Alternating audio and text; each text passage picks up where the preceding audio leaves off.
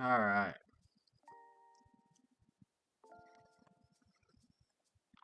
What are we doing? We're doing more memory management in C.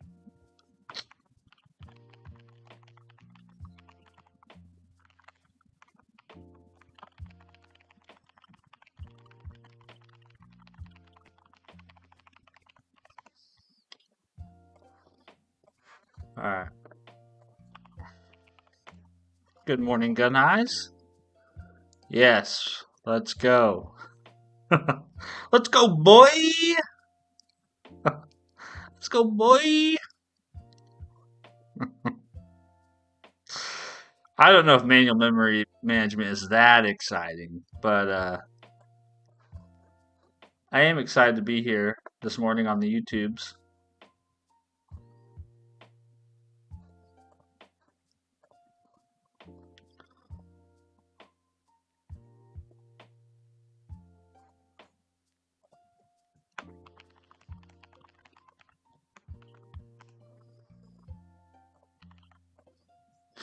Now you gotta short that.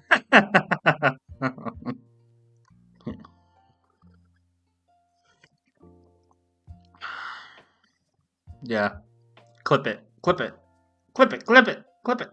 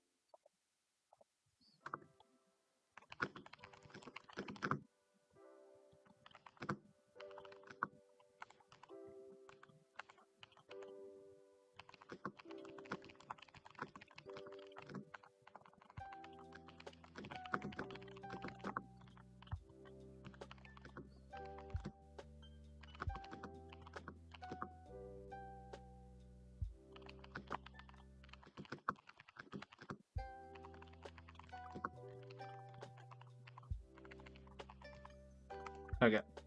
I'm done. Sorry, I was. By the way, Calic is better. Calic is better than Malik.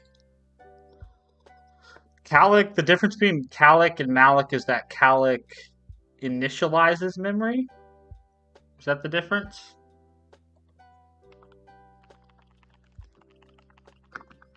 Or automatically resizes memory?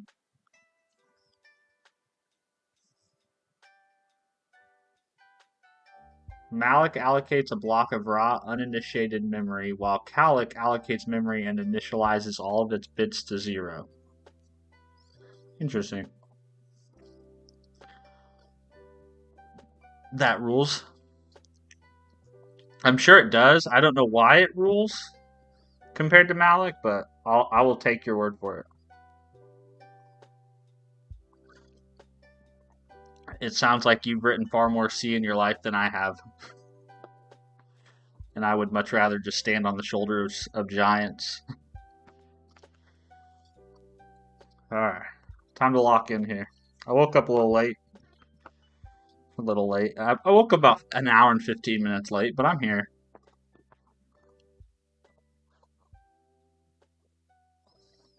We're going to make the most of it.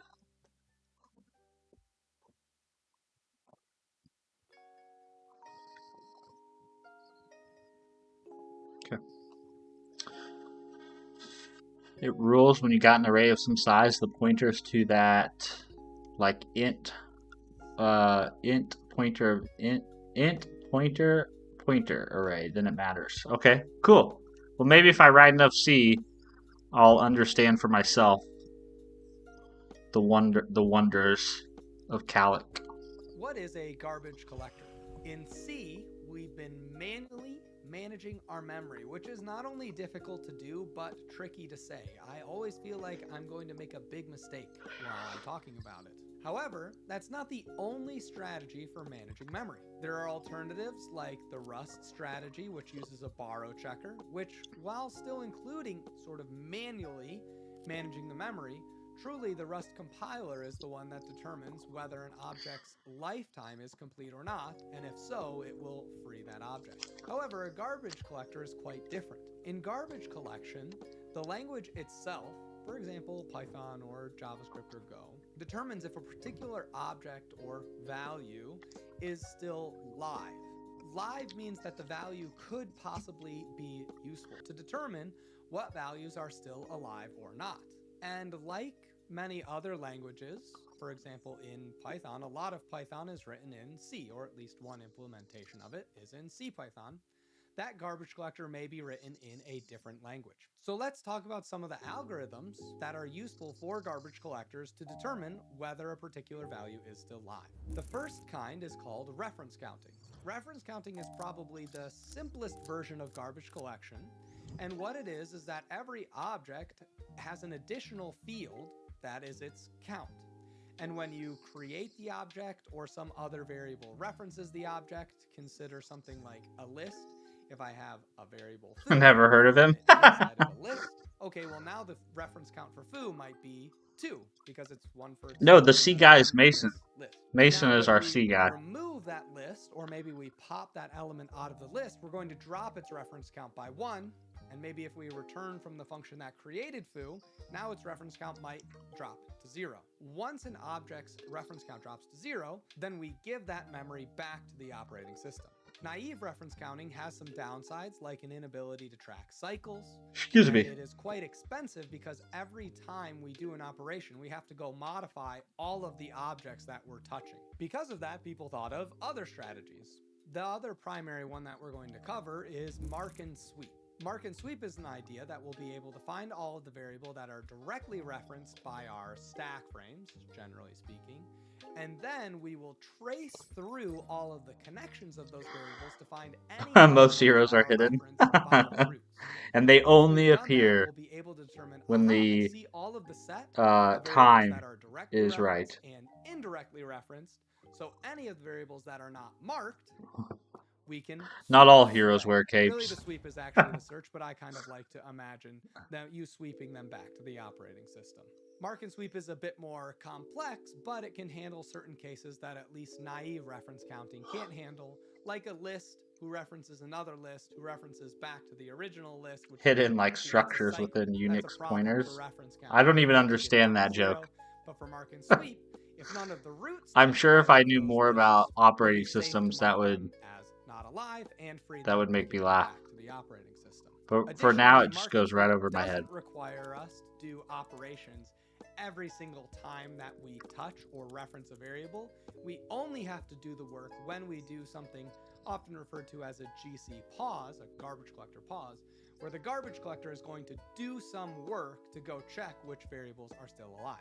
One of the key things that I'm trying to emphasize here is that garbage collection is not free. There will always be some work for the language. Hey, what's up, Kale? To good to see you, man. Thanks for being a member. Appreciate you. Alive or not. In languages like C, the programmer has to do that ahead of time and hopefully remember. Oh, that's wonderful, dude. Or in Rust, maybe the compiler. I'm so glad to hear that. For you to let you know that. But in garbage collecting language, I can't subscribe for more months. Well, I appreciate you subscribing at all, ever. So thank you very much. You have to decide when picking a language is where do you want to pay that cost. But that's wonderful. I'm really glad your job is what you had expected and more. That is wonderful to hear here. Do you have novated leases over there? I don't think so. What is that? Novated leases. But my salary is not inclusive of the 401k that's on top. Nice, dude. Well, the fact that you have a 401k is wonderful.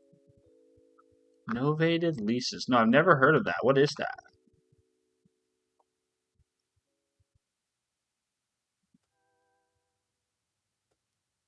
Oh, so it's like a company car. That's cool. Yeah, I mean, there are definitely. I had a job for a little while that I had a company truck, and that was pretty cool. Yeah, that was pretty cool. Well, that's awesome, dude. Yeah, I'm happy for you.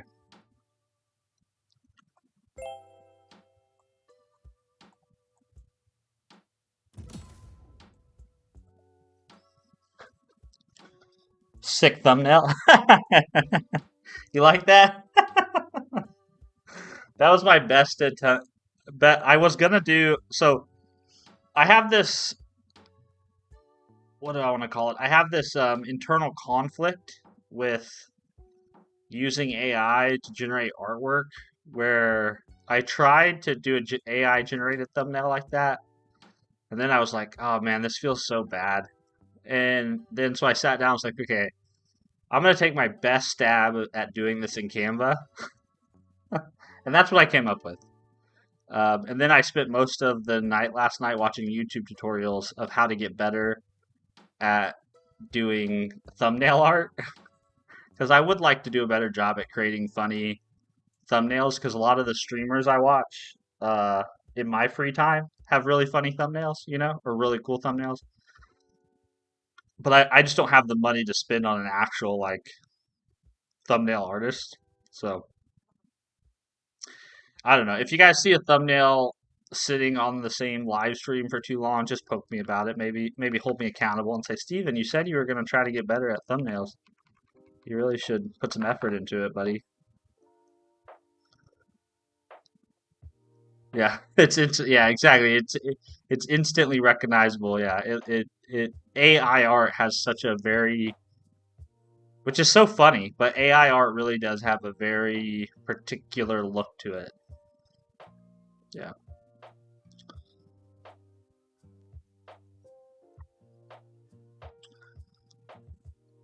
All right, we're gonna do some ref counting here. Let's see. One of the simplest ways to implement a garbage collector is to do a reference counting algorithm. It goes like this: all objects keep track of a reference count integer. When that object is referenced, its reference count is incremented. When an object is garbage collected, the reference count of any object it references is decremented. When any object's reference count reaches 0, the object is garbage collected. In snakeObject.h, add a new integer field named refCount to snakeObject.t.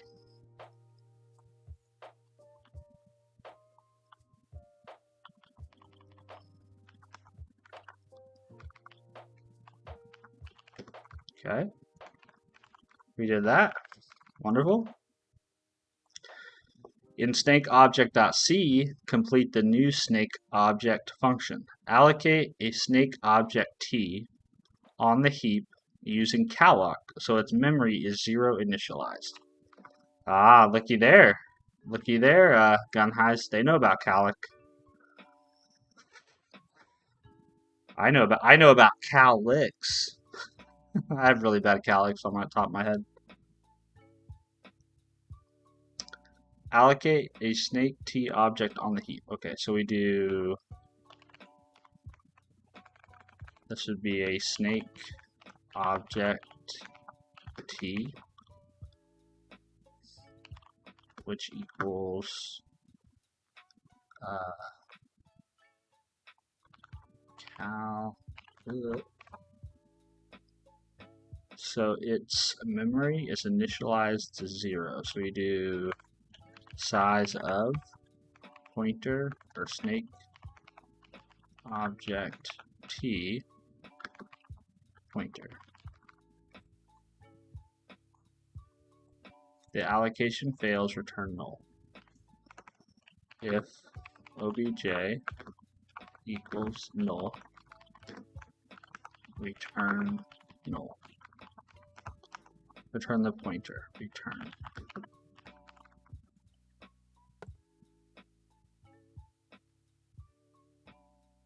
What happened?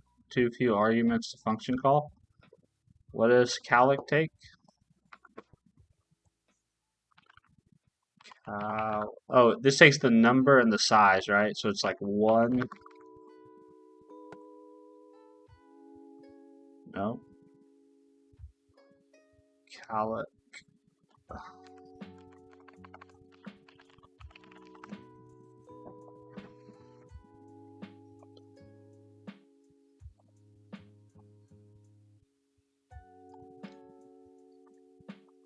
The number of elements you want to allocate, the size in bytes of each individual element. Why is that wrong?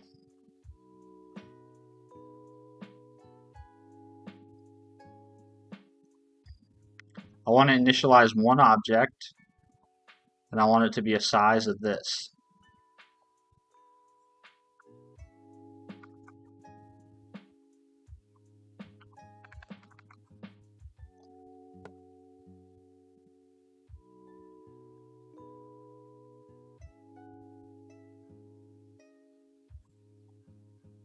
Oh, I have to do the ref count. Oh, because I don't want a pointer. I wanted an actual object. So I want enough space for an actual object. So this would be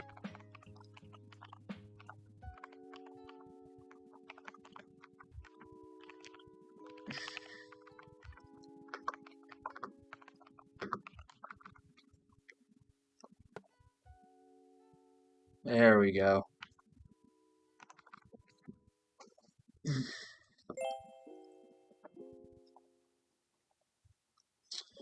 Let's see.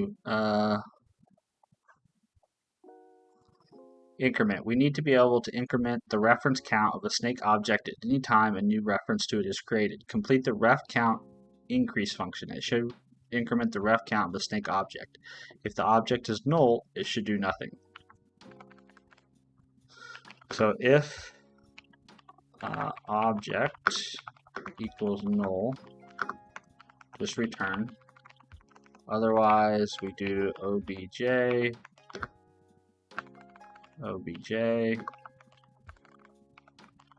ref count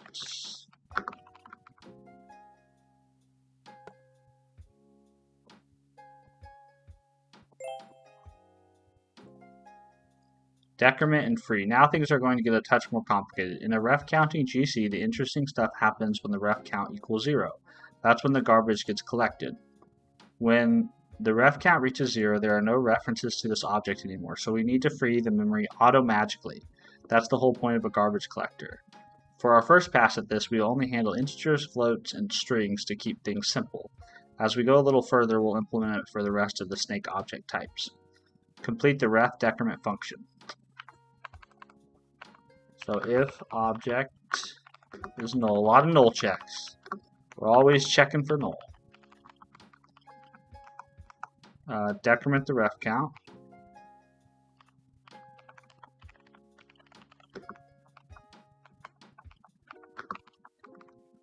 Then check if the ref count has reached 0, and if so, call ref count free on the object. So if obj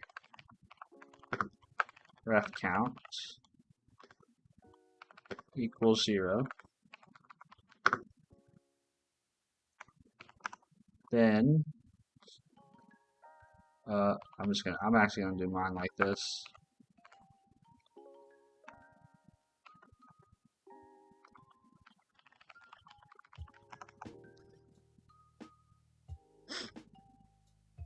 Ref count free. That's an obj.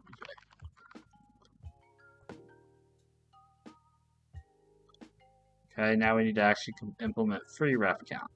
Complete the ref count free function. If the object is an integer or a float, free the object itself. We don't need to worry about the data inside the object because it's stored directly in the object.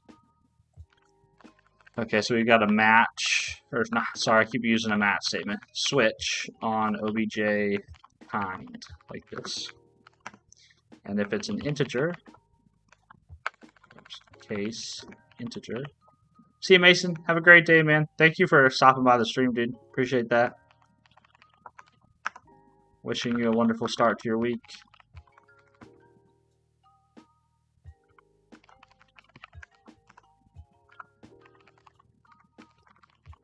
Okay, so if it's a float or an integer, we just call free on obj.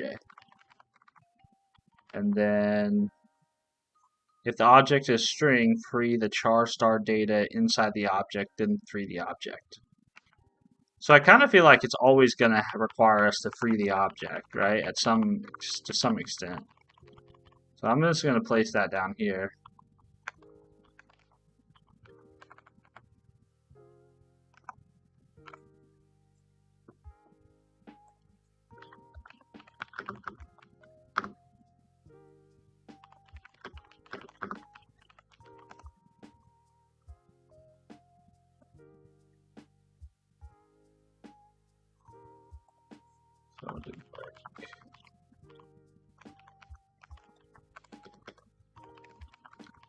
This would be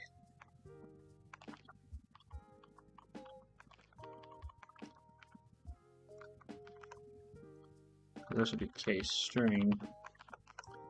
And in this case, we want to do an extra operation, which would be free on obj data dot b string.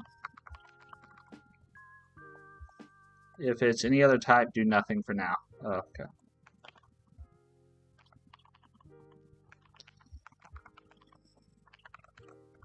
I think we'll be able to refactor this, but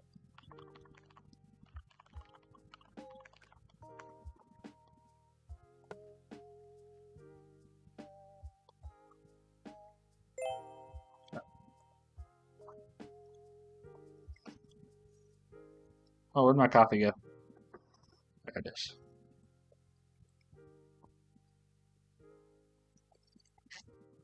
We arrived at our first counter. No, not counter. Container. I can read. We have arrived at our first container type. What makes Vector 3 not like the other types is that it holds other snake objects. That is, it references them. They are connected in its X, Y, and Z fields. When we create a vector and place objects in those fields, we need to increment the ref count of each of those objects. Otherwise, we might accidentally free its contents and be left with a vector holding garbage memory. Update the new snake vector 3 function. It should increment ref count of each of its 3 objects.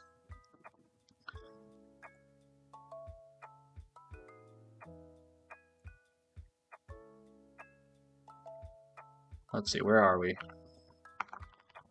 Let's give ourselves some white space here so we can figure out what's going on. So this is our snake vector T right here.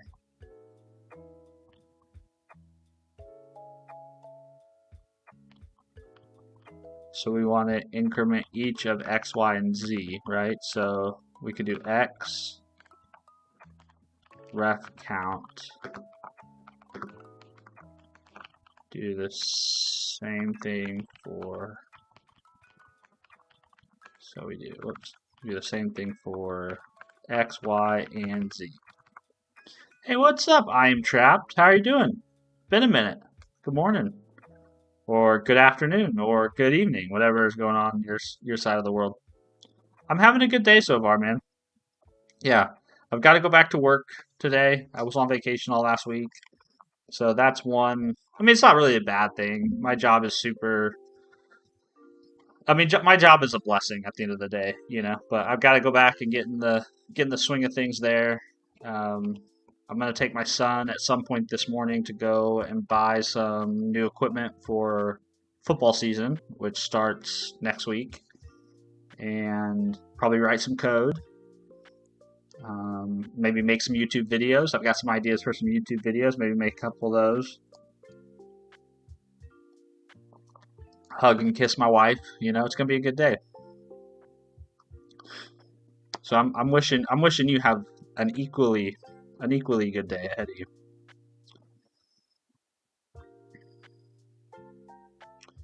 Okay, update the ref count free function to handle vectors. It should decrement each of its 3 objects, which will automatically free them if they hit 0. Okay. So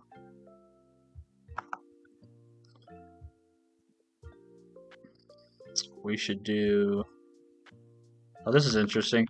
They wrote the code just like I said we could write the code, but their default statement is an assert.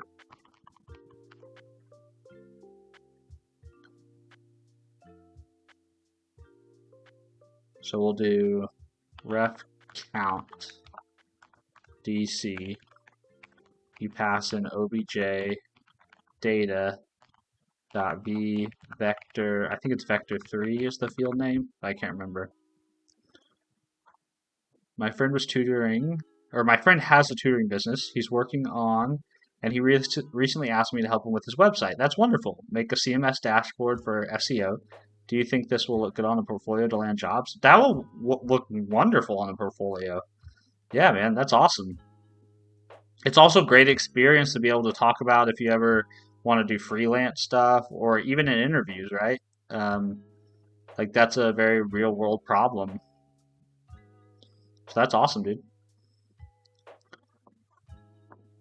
Wonder what CMS. Do you know what CMS uses?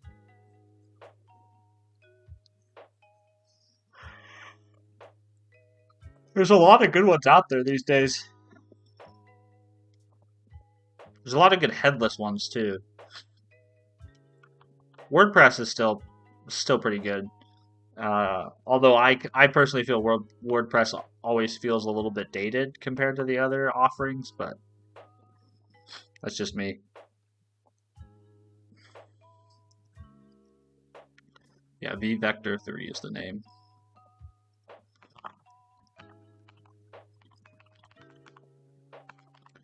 .x, .y, .z.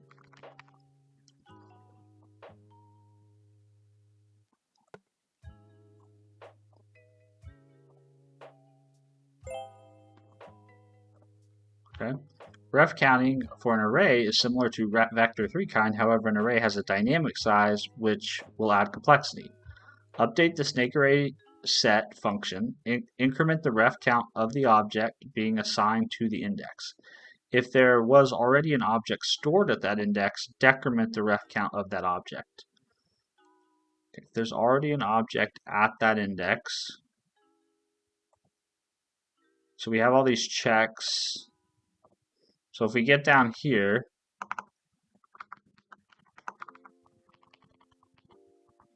so for value, we definitely need to call ref, what was it, ref count increment? I thought there was a, yeah, ref count increment value. So we definitely need to do that.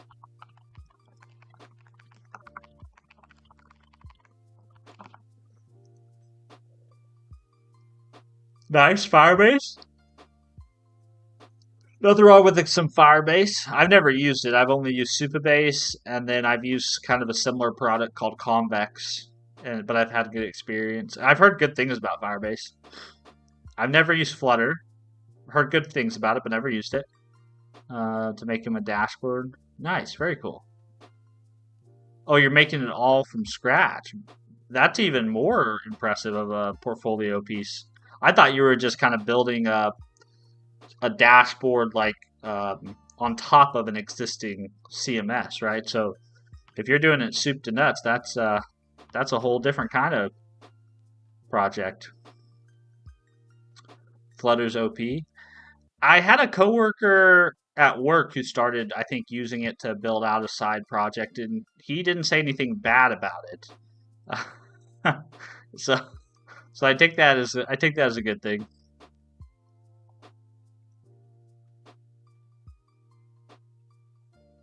Okay, increment. If there was already an object stored at that index, decrement the ref count of that object. So I guess existing, what would this be? This would be a pointer, a snake object t pointer, existing value.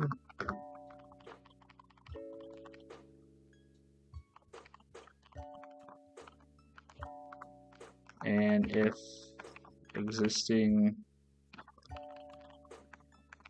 value does not equal null, then we call free on it. Or ref decrement, ref count dec, ref count dec, existing value, like this.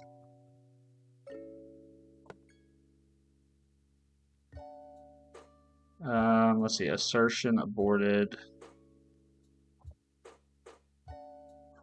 Oh, because it passed in the array.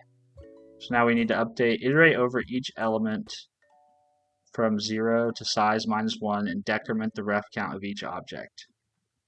So case, whoops, that's the wrong place. case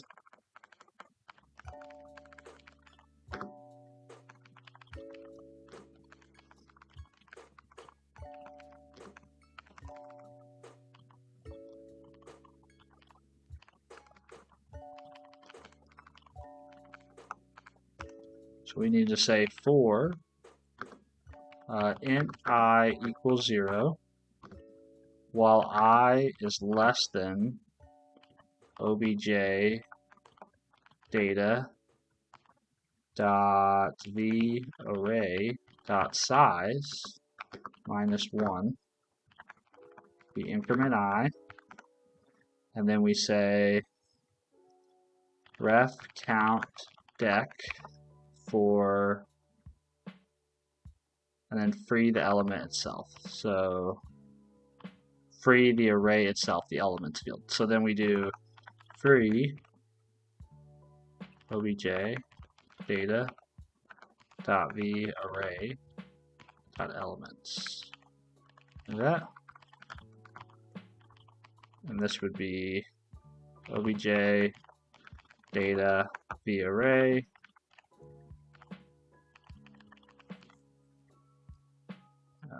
elements at I. I think that's correct. Error, use of undeclared identifier. To be all caps. Assertion failed false.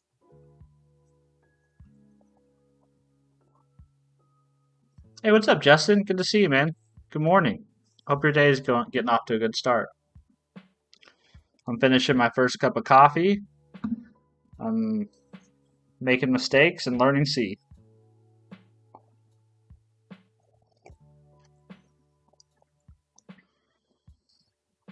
I think I've done all this.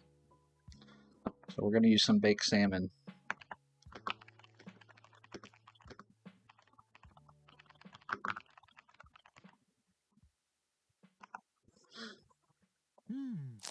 Hey, Tyler. Let's see, I learned about this in my freshman year. By now, even though it looks familiar, but it's hurting my head trying to understand. Yeah, I tell you what, C is quite the language, man. It's quite the language. I said yesterday and the day before that I think learning Rust was easier than learning C. Understanding the borrow checker was actually a little easier than this.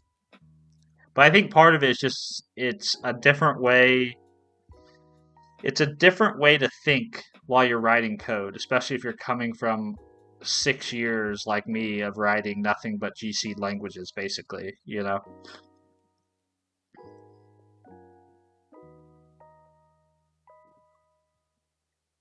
Oh, I'm an idiot. Easiest mistake.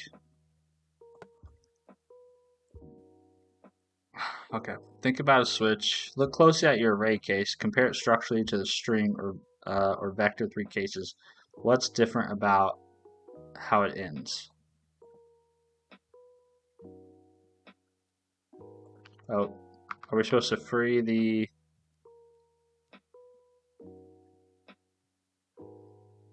What's different about how it ends? Yeah, I added the break.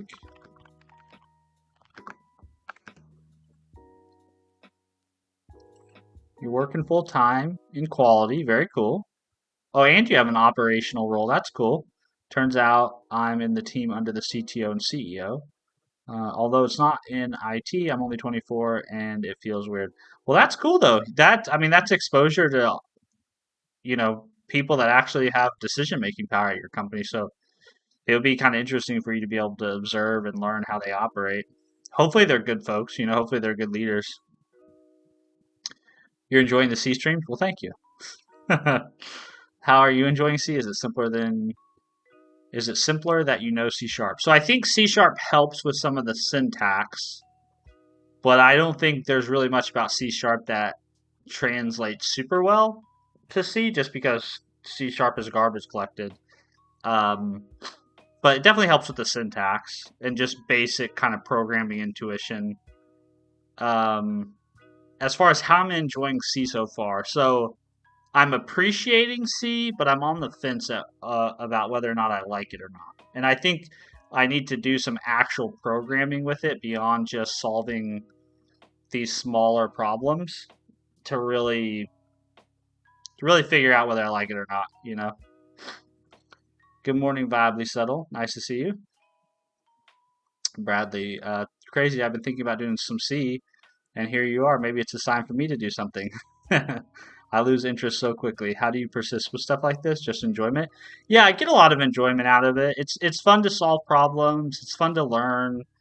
Um, I think one of the things I found out about myself is a key piece of contentment in my life is to feel like I'm making progress on things, whether that be making progress on my financial life, meaning, increasing my net worth, whether that be making progress in my like physical life, whether that be getting stronger, more in shape, losing weight, whatever it is. And coding and programming is just another opportunity to find that. Like, because the more I spend time coding and programming, the more I feel like I'm getting better, the more I feel like I'm making progress in that skill. So I think that's part of it. Um, I really just signed up for boot.dev though for the entertainment factor. I liked this idea of like marrying two activities that I really enjoy, which is kind of like RPG like video games or fantasy based kind of video games and programming, coding, and learning. So it's kind of like a lot of my favorite things in one package. So it's been good. Also, nice to see you, Bradley. Hope you're doing well. Yes, sir. Just got started. Engine's barely warming up. Doing good. Hope you're doing good as well. Yeah. Life's good, man. Everyone's healthy. We're enjoying. We're kind of in the thick of summer. Kind of coming. Actually, we're kind of nearing the end of summer. My kids go back to school. I think the second week in August, and my wife starts back. My wife works at the same school where they go to, so she starts back. I think the first week of August. So we only have 2 or 3 more weeks left of summer, but we're trying to enjoy all we can of it. I used to work with the company's data engineer. He keeps sending me Teams messages asking me questions. Oh, that's hilarious. You're not spamming at all, Kale. Yeah, man, I'm always happy to chat. I'm super excited to hear that you're in a spot that you're enjoying and you're excited about kind of your new role, man. It's awesome. I love hearing about everybody else winning, you know?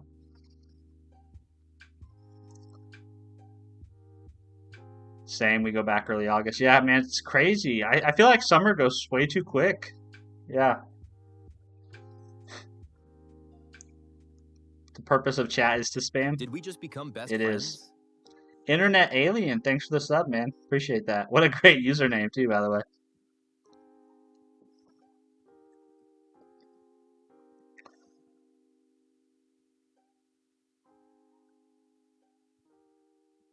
Oh, yes. Didn't need to subtract one. There we go.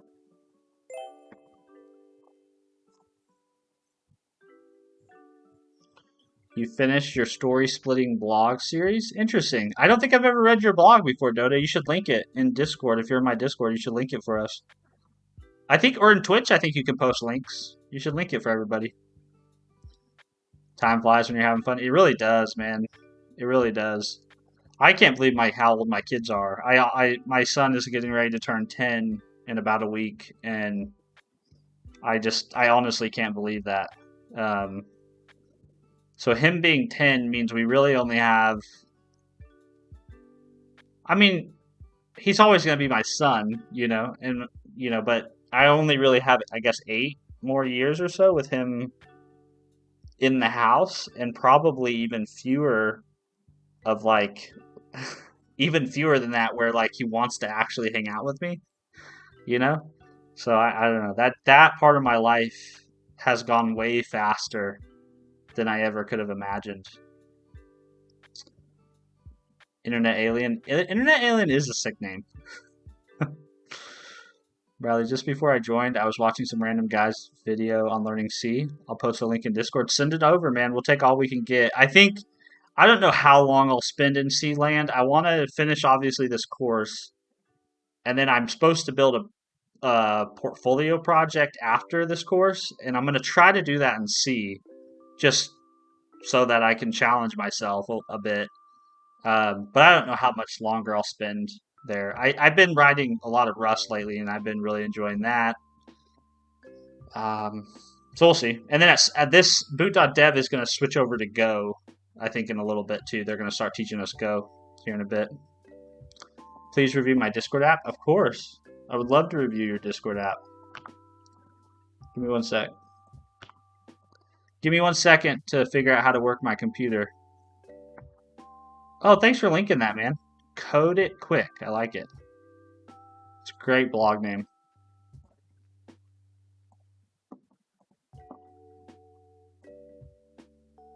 You are in, Dota 2. You are in.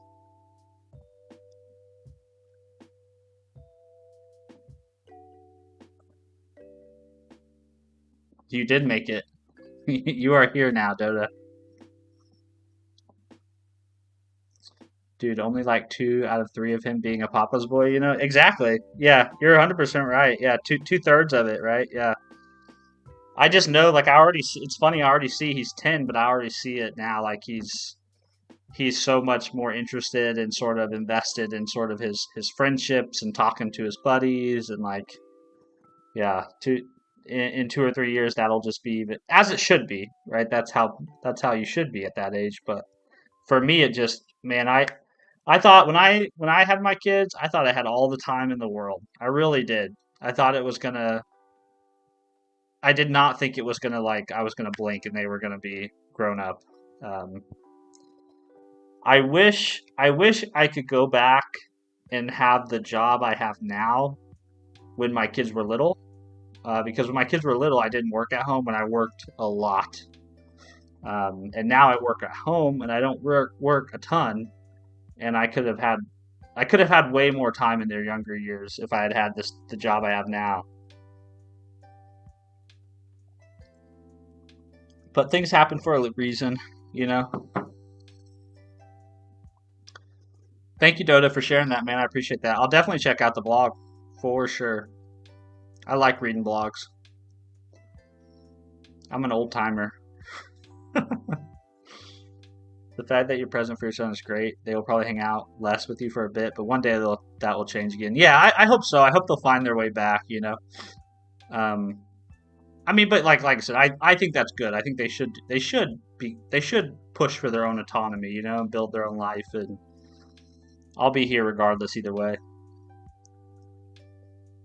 I too wish I never worked the crappy jobs I had before the current one. Yeah, we all regret working the crappy job. Yeah, hindsight is always 2020. It really is. I don't have kids though, so I don't get how you feel. I just get it from the perspective of having an absent father. No, I get it, man. I kind of have a similar rocky relationship with my dad. Um, yeah, I share my dad. I guess I wouldn't say my dad was absent, but yeah, I don't have a super great relationship with my dad today. I mean, I haven't talked to my dad in probably, let's say I'm 33. I don't know. The last time I talked to him, I was probably 27. No, I was probably like maybe I was 25. I don't know. It's been a long time since I've talked to my dad. But yeah, hopefully, hopefully that's not the same story for me and my sons. Yeah, what the fuck was 2020 me doing? I mean, I think we all look back at our past selves and ask that question in some extent. And I think in some extent that's sort of like looking back at old code you written, right? If you don't look back and be like, man, what was I thinking? That means you probably haven't made a lot of progress, or you probably haven't changed a lot in that time, you know. Um, so I think it's a sign of like progress, right, and change for the better. Yeah, kid's almost 7. Always just trying to do our best. That's all you can do. That's all you can do, man. One foot in front of the other. I have so much past crappy job trauma. It's crazy. I don't know if I would. I don't know if I would call my past jobs traumatic, but I definitely have a lot of good stories. You know, you just you. I also think that the other thing about jobs that always kind of in hindsight is, looking back at previous jobs I've had, I can remember how important it all felt at the time. Like it felt really important. The people felt important. The tasks at hand felt important. The projects felt important. And yet now it's like none of it matters. None of the people matter. None of the projects. You know what I mean? It's everything is so temporary and ephemeral when it comes to your work, you know. And you sort and both are kind of simultaneously true. Like when you're in the job, it is important. You need to do a good job. You need to earn money. You need to provide for yourself and for your family, and you want to keep making strides in the amount of money you earn and all that, all those good things. But then at the same time, you sort of have to make sure you're balancing that with, you know, this too shall pass likely at some point, right? This is not forever. Um, and so you kind of have to hold both things in your mind at the same time, which can be difficult. Vicariously traumatic. It's like a breakup, really. It is in a lot of ways. I don't have a ton of great experience with breakups because I met my wife when I was 15 years old, but I 100% see the analogy. 100%. It's very similar to bad relationships you cannot exit easily. I don't know if it's always bad relationships though. Like some jobs are good. Like some jobs, are positive in ways, right? But at the same time, they still, even positive jobs or bad jobs, the significance of them is temporary. They're significant while you've got it, and then you leave, and it doesn't matter anymore. Good job equals not too many huge negatives. Oh, I see what you, I see what you mean. On the spectrum of like shitty job to great job. That's funny. A great job is really just less of a bad job. I met my girlfriend when we were in high school. I could now probably afford the ring. That's awesome, dude. That's very exciting. Well, hopefully that turns out turns out like my story did.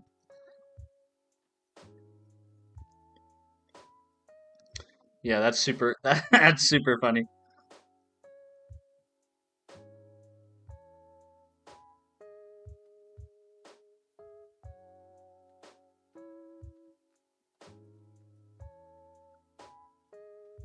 See, why doesn't the snake add function need to take care of garbage collecting the resulting object? Because of this. Hey, what's up, Fanberg? Hello, Mr. Tradcoder. I am a Tradcoder. Have you guys seen the Primogen has a T-shirt, and I want to get it. I do want to buy it. He has a T-shirt that says Coder on it, and then he has a hat. Um, I'm not a Tradcoder anymore. That's okay. We like coders of all kinds. We just don't like people who press their opinion of what a coder should be on others, right? We're not big believers in evangelical coding. Let me see if I can find it. It's a really funny merch thing. Coder merch. Yes, this right here. So basically, the shirt says coder and the hat says trad, or if you flip it around, it says vibes. Like, is that not the funniest shit ever? That's so funny. Evangelical programmers. Yeah, exactly. Evangelical programmers are people who tell everyone else how they should be living their programming life, you know? And what we should be doing is we should be just enjoying the fact that we have other people in the world building and making stuff and encouraging to do that in a way that's fulfilling to them, you know?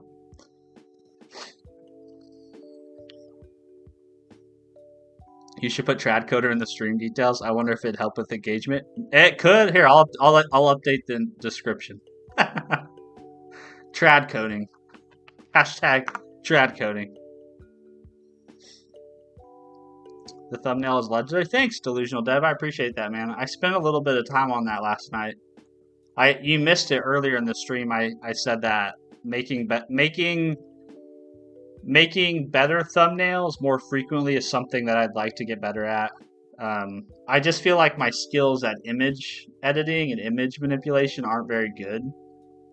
So I just need to spend some time, putting in some reps on that front.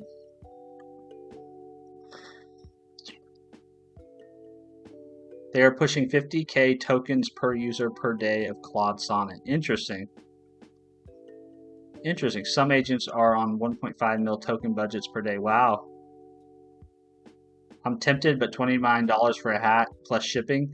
Yeah, it's a little expensive. I'm not going to say that, but it's funny, right? It's funny. Sadly, evangelical programmers have always existed, but yeah, it's way nastier now. You're right. That's not a new thing. It's not a new thing. It's not a new thing at all. I guess the AI, the Vibe Tradcoder though thing feels more intense, but obviously I'm sure people who have been working in the industry for 40 or 50 years probably can point to other times in kind of technology where that experience has been equally as intense, and I just wasn't there for it. It used to be language agnostic devs going against each other, swearing by different stacks. Yeah, and I mean, obviously the JavaScript framework wars have always been pretty intense. So it's not a new phenomenon. We're humans. We're tribal. We like tribalism in a lot of ways. Jehovah's programmers. Knock knock. Hi, yes, we'd like to talk to you about why you should be using more tokens in your daily life. I would like to bear witness to the wonders of Claude. C++ is greater than C#. I'll take your word for it, because I haven't written any C++. Although somebody said in yesterday's stream that they think C++ is by far the most complicated language, which I thought was kind of interesting. I hadn't heard anybody say that. I like the Jehovah's way more now. They didn't give me a speech, instead just a card with a QR code I could throw in the Garbo. So they're low key Jehovah's. Yeah, I like that. Knock knock. Would you like to talk about our Lord and Savior C#? Oh man, what a weird world that would be if that was actually a thing. Have you heard about our Lord and Savior, Sam Altman? Yes, the divine. the divine. I was gonna put a trad code. Hold on, I'm gonna update the stream description. So $100 to look like Prime. I'm tempted. Yeah, it is. I'm not gonna say it's not expensive. You're right. It's definitely expensive, but it made me laugh when I saw it. Everything's expensive nowadays, you know.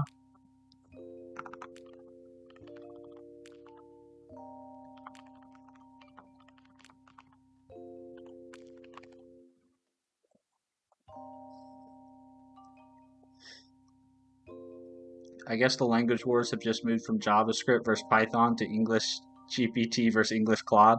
Basically, now everybody has their favorite model and their favorite ways to talk to the model and their favorite ways to use the model. It's the whole thing. Good morning, Slim Shady. Nice to see you. Thanks for stopping by the stream. Hope you're having a good day. More trad coding versus AI coding. The GPT versus Claude is too zoomed in.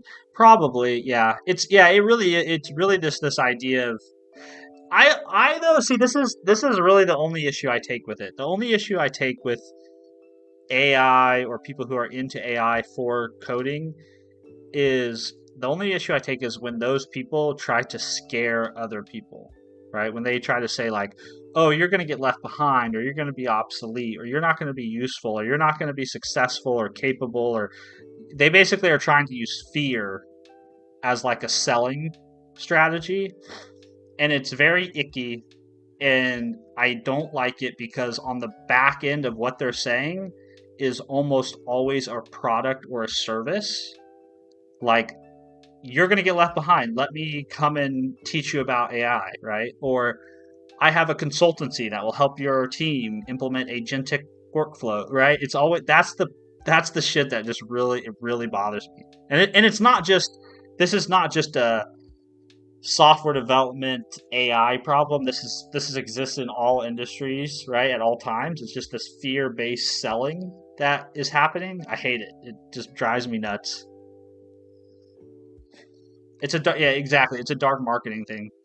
Hate it. Is this neat code? This is boot.dev. I've been doing boot.dev for the last couple weeks. Will the real Slim Shady please stand up? Why is your camera in the middle? Are you also streaming vertically? Sam, yeah, so I put my camera in the middle so that on YouTube I could do the dual format thing where like also good to see you, Sam. It's been a minute. Hope you're doing well. So you know how like YouTube allows you to basically they'll take your horizontal now and they'll cut it, but they don't give you any control over like how they cut it. They just take the center portion and basically 9/16 it. So that's why I put it in the middle. It was just for that reason. I have an issue when some AI bloke with no idea makes something business revolutionary and the business purchases shit. You probably see that more than most if you're working around IT stuff. The consultants I know are mostly against AI. There's nothing truly forcing them to use it. I don't know. I see a lot. There's one guy in particular.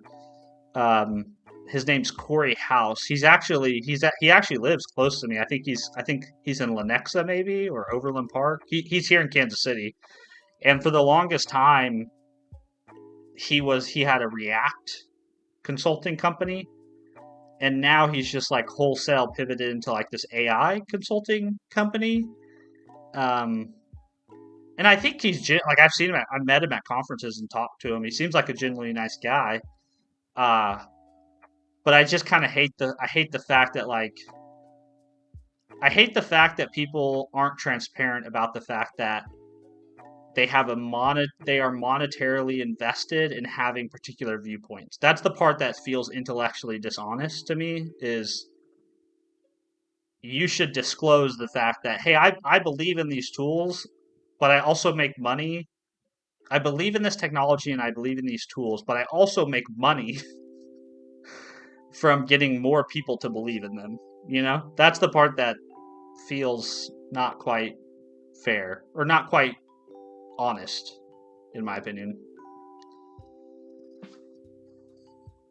No, Steven, it is we.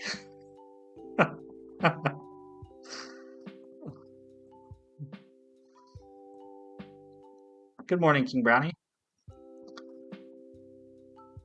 Man, we're having a lively chat this morning. I like this.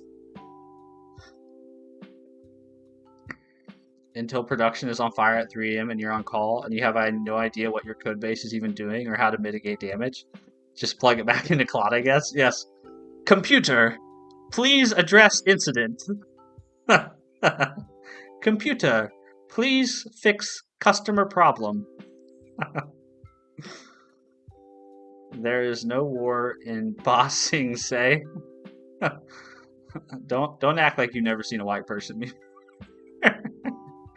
Where can I find the vertical one? I'm interested in how it looks. I don't know how to find it, honestly.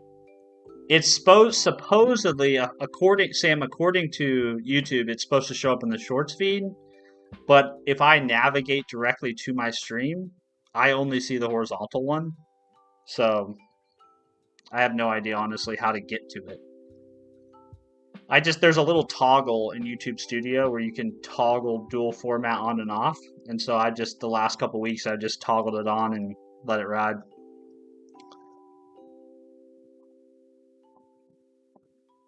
Why 99% quality at 100% speed when you get 80% quality at 1000% speed? Microsoft, probably.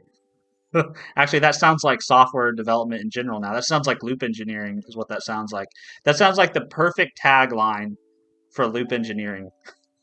Been a while. Glad to see you back. It has been a while, King Brownie. I hope you're doing well.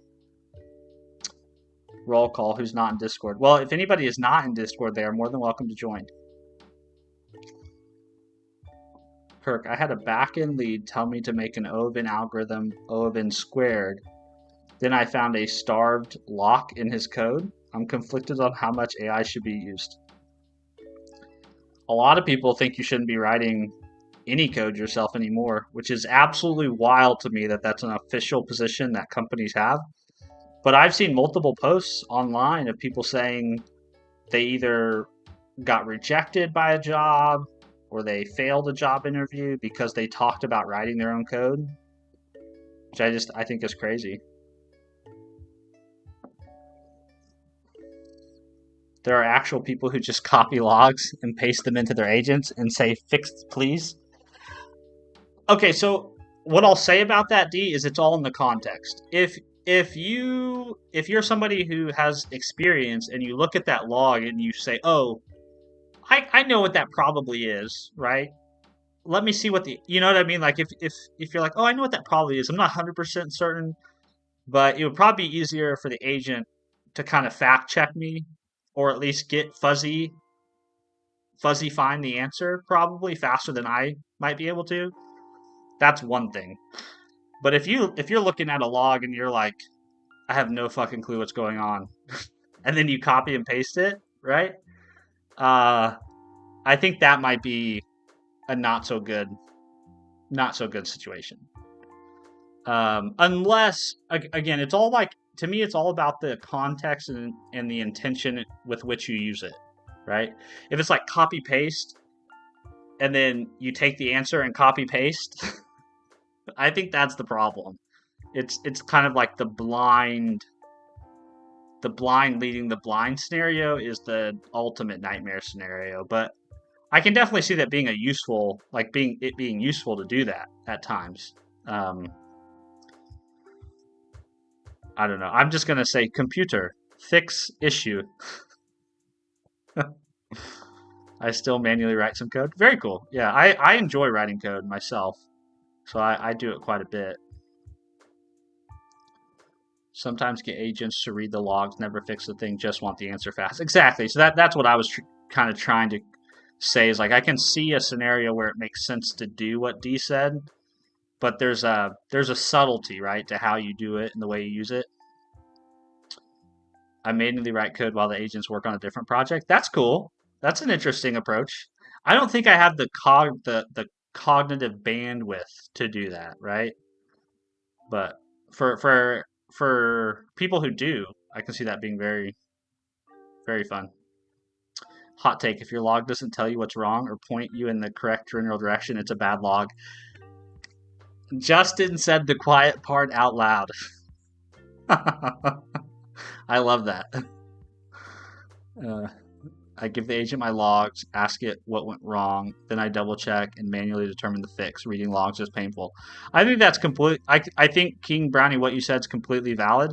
I also, though, kind of agree with what Justin said, is like, if the logging isn't actually truly informative or helpful, right? If the log is more of a cipher, then I think there's a, like, let's take a step back, right? Think about this. Hot take: sometimes you didn't make the logs and it doesn't matter and you end up reading shit, so chuck it in AI, then double check and verify. Don't buy it. Yeah. Okay, there's a lot of exceptional cases here. Because, yeah, sometimes you didn't make the logs. Just rewrite the stack trace to really max your token usage.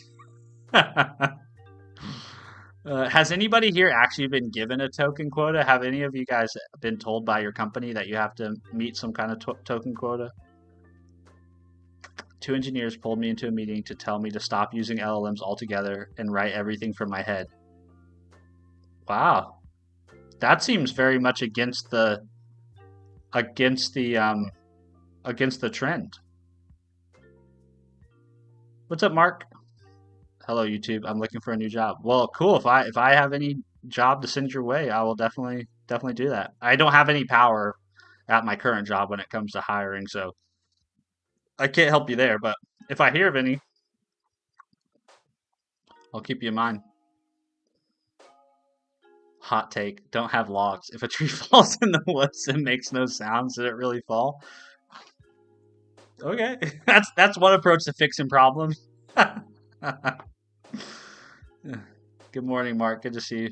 Thanks for being on YouTube and Twitch. Appreciate you. Hey, Oblivious. Good to see you. Been a long time. Hope you're doing well. Trying to make a certain multiplayer game work on Linux, and it all worked, but then going to play online, it would refuse with a pop-up. Error, success, okay. That is hilarious. You should have screenshotted that. That would have been a very memeable. That would have been a very memeable vibe coding. A very good vibe coding meme. I spend tokens only at home. Oh, interesting. Okay, cool. Yeah, I feel like having the option to use AI at work would be really awesome, but it would be really shitty if you were mandated to do it, you know?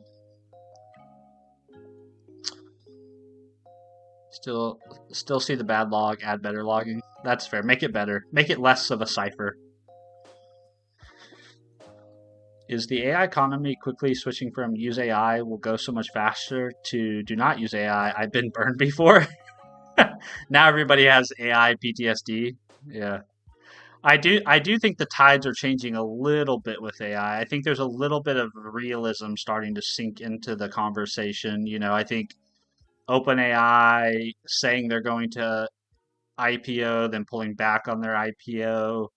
A lot of these AI companies pulling out of data center construction projects. I think there's a little bit of what's the word? Or what's the description? I guess coming back down to earth. I think there's a little bit of that starting to happen. Mark, I do not have any projects particularly that you can contribute to. Most of my stuff on GitHub's open source, so if anything there interests you that you want to open a PR against, you're more than welcome to. But I don't have anything active that I'm working on. AI makes many things much slower and a few specific things much faster. Yeah, and that's the Oblivious. That nuance is the nuance that I feel, and that I think the smartest people feel. The annoying part of the AI conversation is just people who are blindly at one end of the spectrum or another. I do the same. I have AI slop cannons, and then I have my actual work. I like that. It's a good. You gotta have balance, man. You gotta have balance. Balance in all things. They're delaying the IPO. They must have gotten more funding. I have no idea what that situation is. Apparently, their financials aren't super great. I guess there were some financials that were leaked a week or two ago, maybe 3 weeks ago, and there was a news cycle about them. I don't know. I honestly don't know what's going on there with OpenAI. We could. I mean, it would be interesting. There's going to be. It seems like in every one of these business cycles where you have a big boom and then a bust and some sort of recession and like a repricing and a resetting of the markets. It seems like there's always some story about a company that you thought was going to be in the mix for a long time. They sort of blow up and go away. You know, and so maybe OpenAI is that company. I don't know. Yeah, I have no idea. But yeah, I guess they're not pursuing the IPO this year. I think it's going from oh my god, AI is going to change the world in AGI and oh my god, blah blah blah to hurry up, let's make our own local AI so that we can save money on business, but not yeah, that's fair. Not make mistakes. Yeah, there's definitely it's just a sober. I think that's the word I was looking for. There, it seems like people are sort of sobering up after their AI uh, hype dream. AI slop cannons. I'm going to borrow that term. It's a good term. It's a good descriptor. Use AI with caution. It's like a chainsaw. You can't close your eyes and open the grip. I love all these analogies. We need to collect all these AI analogies and AI descriptions. These are great. I see many devs having a great app they coded, having less or zero users these days. Having a user to use the app is the real problem. Well, I think a lot of things people are building with AI are more about them building with AI than it is about building the software, right? It's like the means have become the end of themselves, which is kind of interesting. OpenAI, please crash so I can get more RAM. Computer, please make OpenAI crash so I can get cheap RAM. I'll never forgive AI for what they've done to hardware prices. I'll never forgive it. Have you checked out the AI Compass? I have not. What's this about? Okay. Let's take it. Is this like a quiz to see where you fall on the spectrum of AI?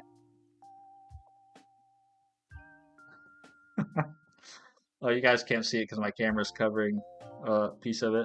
Here, I'll put it down a little bit. The AI Compass. 15 questions. Where do you actually land on AI? Not sure on one. You can skip any question. Only the answers. Okay, this is going to be interesting to see where I land. They're probably trying to avoid being Enron. Yeah, that was I didn't really want to say that because that seems a little hyperbolic to compare OpenAI to Enron because we just don't know anything about their business, right? You can't really know Enron's Enron until after all the shitty stuff happens and is out in public light. But you do kind of wonder who's gonna be the Enron or the Enron like company of this particular era in business, in American business.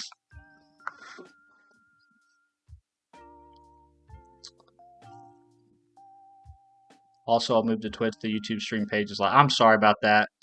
My internet's not always super cooperative. Should we make an AI slop website to track the analogies? We really should, because some of these ones people are throwing out are fucking hilarious.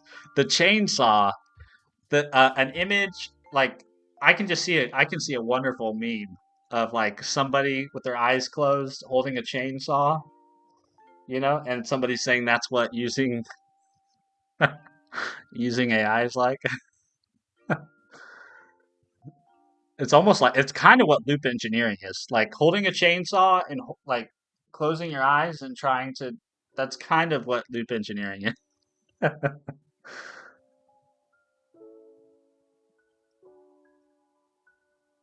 More rant, more promotion with AI and to AI.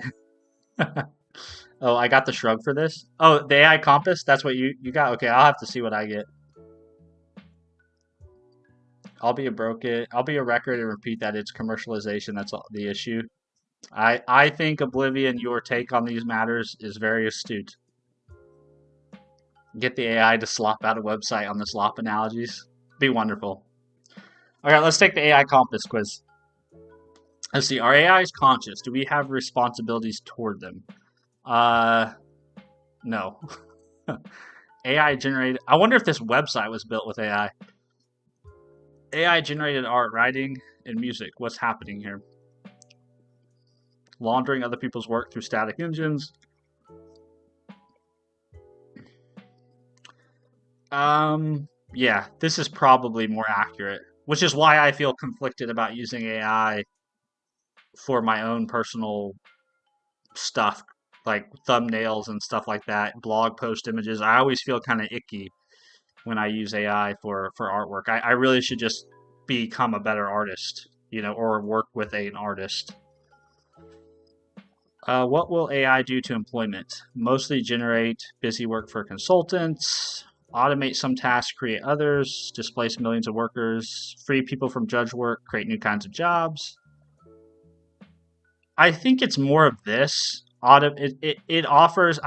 There's a guy that used to hang out in my streams. His name was Ryan, and he used to talk about this, how a lot of the things that businesses are trying to use AI for,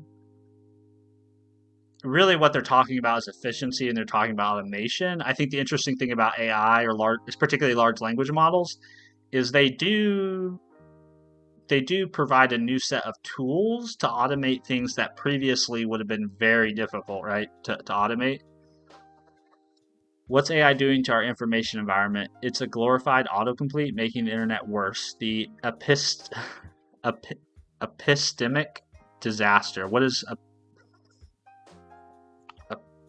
epistemic disaster? What is that? A catastrophic breakdown in society's group shared system for establishing truth. Like, how do we know what we know, basically? Okay. Generating confident sounding garbage at scale. Making things worse on the net.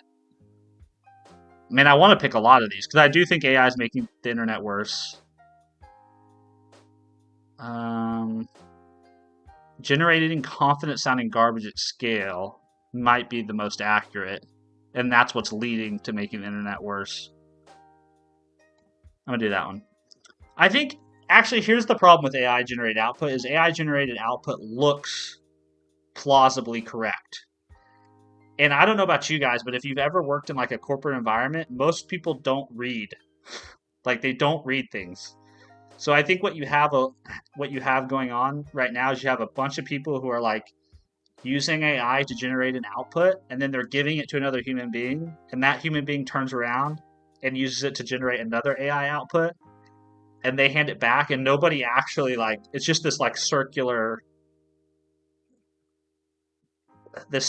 plausible looking, but nobody's actually like reading it or using it.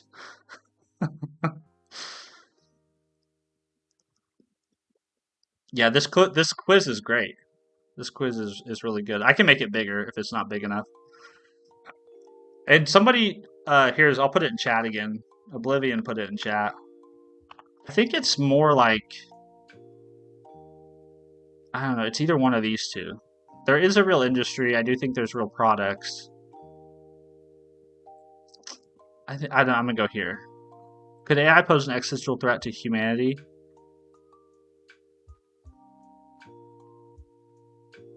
I think it's more of this one. How much do you actually use AI in your own life? I'm somewhere between I've tried it, it's fine, I don't think about it much, to I use it regularly for specific tasks. Because I do use AI for like reviewing my own writing or reviewing my own code. I use AI for documentation in code a lot of times, or adding XML comments. So I'm probably there. AI in healthcare. What's the real story? Hype. The hard parts of medicine aren't pattern matching. There are some useful narrow applications. There definitely are. This is very true. AI models are trained on data scraped from the internet, much of it without permission. Yes, it is. This is the part of AI that it's the part of AI that everybody wants to ignore and talk past. But large language models by the three big companies are built on stolen work, and that is documented in courts of law.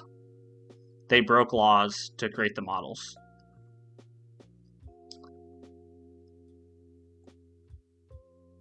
Students are using AI to write their essays and do their work. It's a plagiarism machine that produces C- work. Schools are panicking over souped thesaurus. So yeah, someone with young kids, it's a real problem that schools need to address. It's just going to make the learning environment more challenging. How should government handle AI? Let's see. Regulate the companies wasting resources on it, not the technology. It's not powerful enough to need its own framework. Ban or heavily restrict it. Regulate it like pharmaceuticals. Sensible guardrails. It probably should be something like regulation like pharmaceuticals.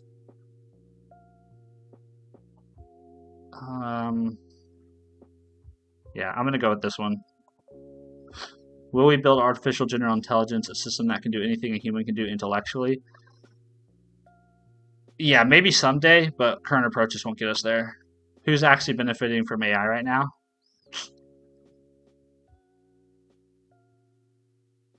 Not regular people.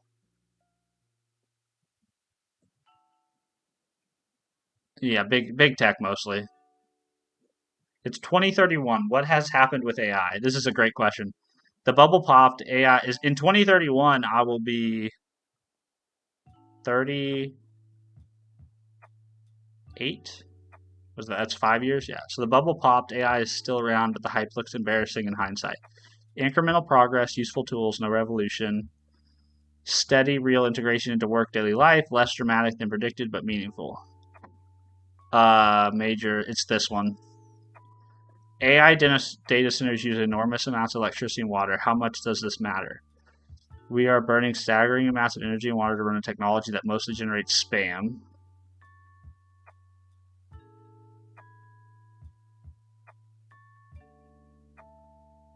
Oh, it's some. I'm either between these two options. I don't really anything down here. I don't really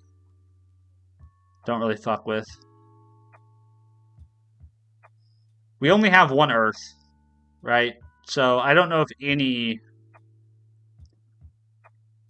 I don't know how many advancements are really worth destroying the environment. I think I'm gonna have to go with the second one. Genuinely unconscionable. I don't know. Did we just become best friends? Cool stuff. Thanks for subbing, man. I appreciate that.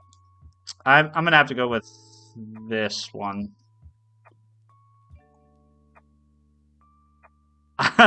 The patron saint is Ed Zitron. That's hilarious. I'm the skeptic. Oh, that's so funny. Did I watch some short videos regarding the noise of AI data centers? I've watched those same. I think I probably watched those same shorts. Okay, chat. I'm interested to know if any of you take this quiz. I'd love to know where you came in. I'm a skeptic,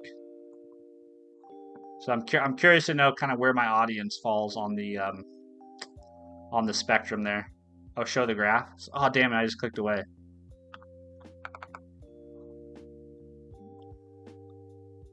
Damn.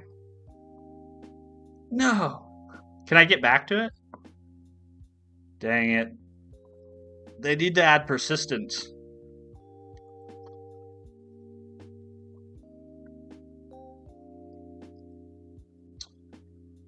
So I guess I'm the Luddite. So I am somewhere on the spectrum here, the skeptic. So I'm 9. So where does 9 fall? 9 falls. It falls closer to bad than I thought it would.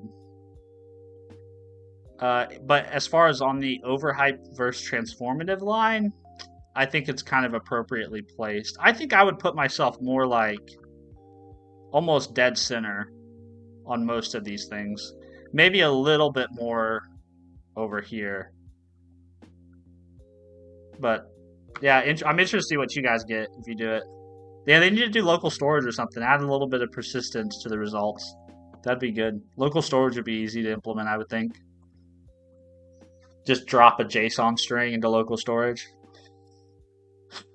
Inspire laugh my ass off would be fun to see you going through it. I just went through it, so if you scroll back, you'll see me walk through it. But yeah, the AI compass might make for a good YouTube video. I should probably make a video about that. That's a great quiz. Thanks for sharing that, Oblivion. I'm gonna set some water on real quick to make some coffee. I'll be right back. Oh no, my coffee cam's not connected. No, I meant this AI 2040. What's AI 2040?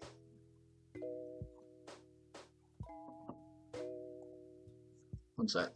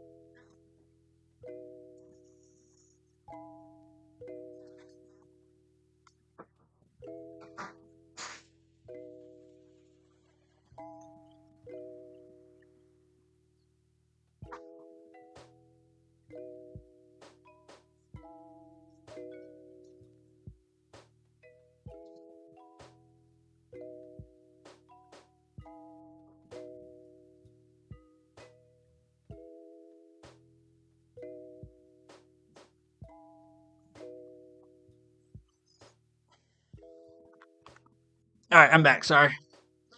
You like that, King Brownie? I added the nifty coffee camera pretty recently. I'm using an old cell phone to do it. We do have a coffee cam now. Yeah. Sorry, I fell behind on your guys' chat while I was doing that quiz. I apologize if I missed anything. Let me scroll back just for a second. I really agree with what Just said. Anyone learning fundamentally needs to stay away from AI. Yep. Kind of agree with that wholeheartedly. I just have not had good experience using AI to learn things. It's very good at giving the illusion of learning, but the outcomes are not very good, at least in my experience.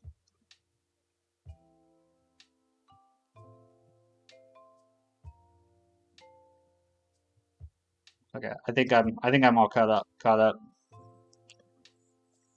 You should also totally read the AI Compass Architects. Okay, hold on. I'm all about reading funny shit. AI Compass. I need to save that link. I just need to save this. Let me go to the archetypes. I would happily read the AI archetypes. Let's see. The Luddite. It doesn't work the way they claim. It's making everything worse. You'd like your internet back, please. You can explain in precise technical detail why it's a stochastic parrot, and you will, whether or not anyone asked. Okay, Digital Hermit. You've been saying the framing is wrong since before most people had heard any of this. AI is less a technology than a story Silicon Valley tells to consolidate power.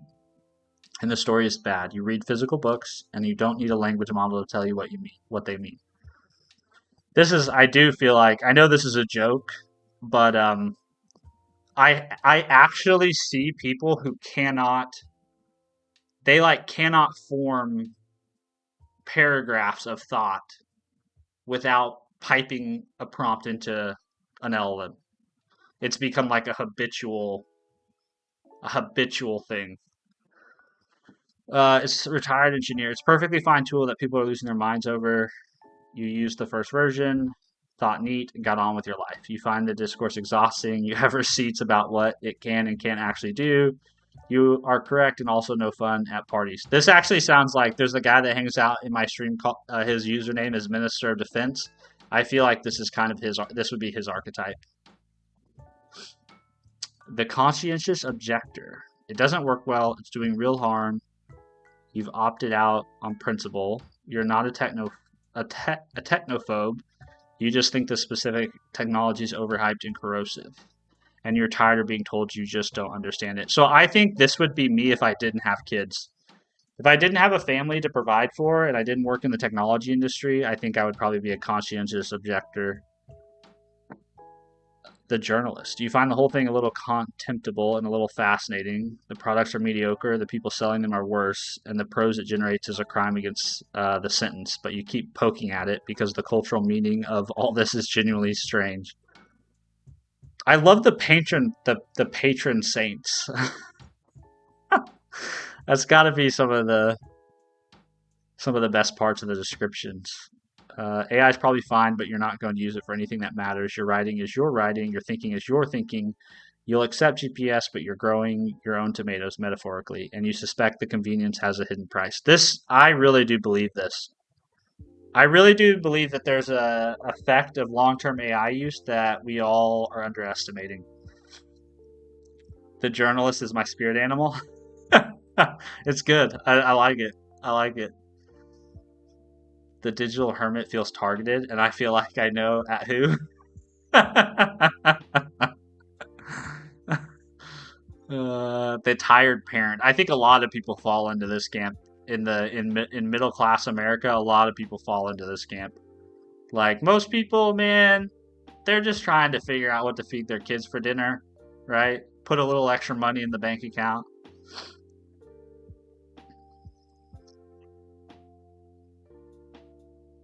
So I'm the skeptic.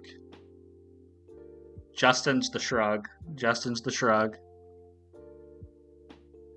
Free subscription here. I don't think I have time to read all the descriptions, but the names are pretty good. The philosophy grad student. The org chart survivor. Oh shit, the B2B SaaS consultant? That's great. You've explained Jevons paradox to someone who didn't ask. Oh my god, this is so like technology community coded. The philosophy grad student that used to be called a hobo. Oh my gosh, dude.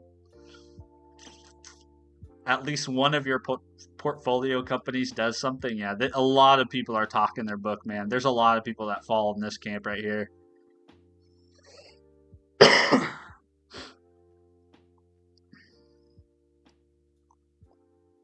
The true believer, the optimist, the futurist, the Cassandra. There's one. Oh, the podcast, bro. That's the one you mentioned, Oblivious. You listened to a 3-hour interview with an AI researcher, and now you have opinions. Strong ones. You're long on compute and short on regulation, and you've said exponential more times this month than a calculus teacher. Love is the answer, but also AGI. Dude, that is hilarious because that person doesn't just exist when it comes to AI. They exist in every, like, subject matter on the planet.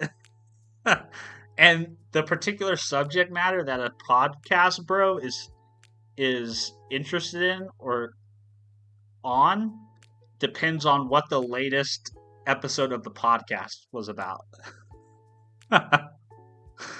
That's so fucking funny. Love is the answer, but also AI.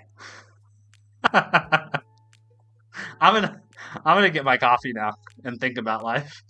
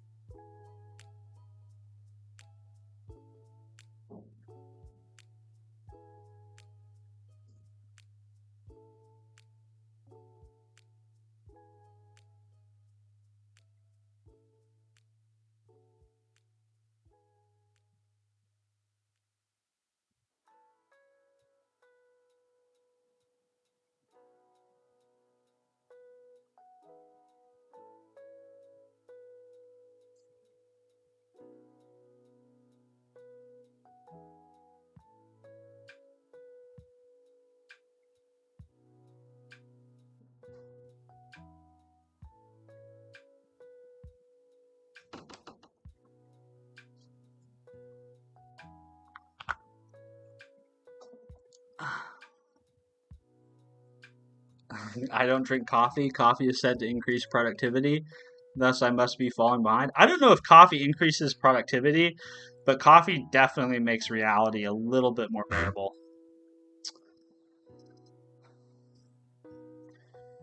For sure.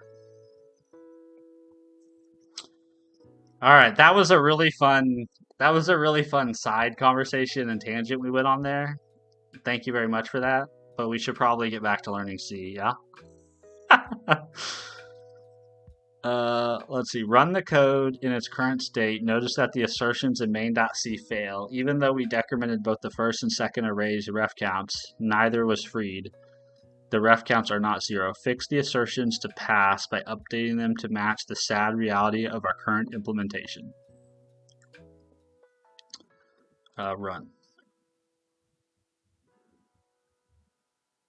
So the assertion says ref count equals 0, but 1 equals 0, but 1 equals 0. Ref count first should be question mark.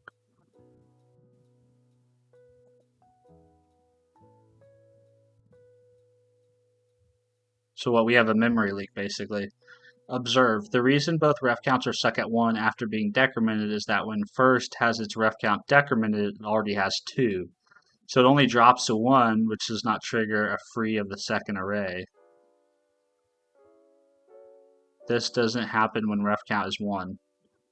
And because second still has 2 ref counts, it only drops to 1, which fails to trigger. In other words, we have a cycle, and our simple reference counting garbage collector can't handle it. So this should be 1 and 1.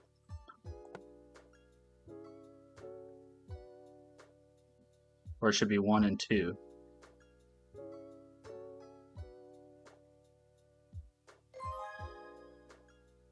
Wonderful.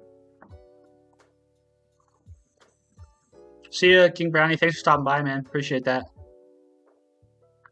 Ref count first should be question mark. See you, King Brownie. Have a good day.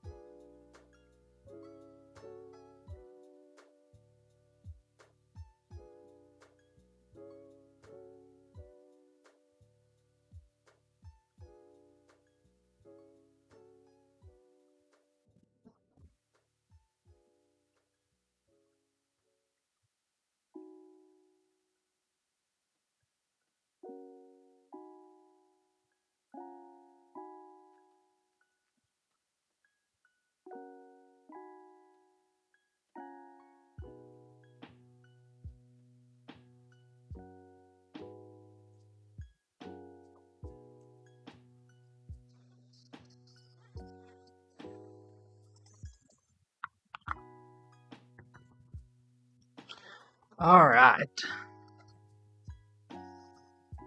Every now and then I challenge myself with making the most absurd, out of context dev sentence possible.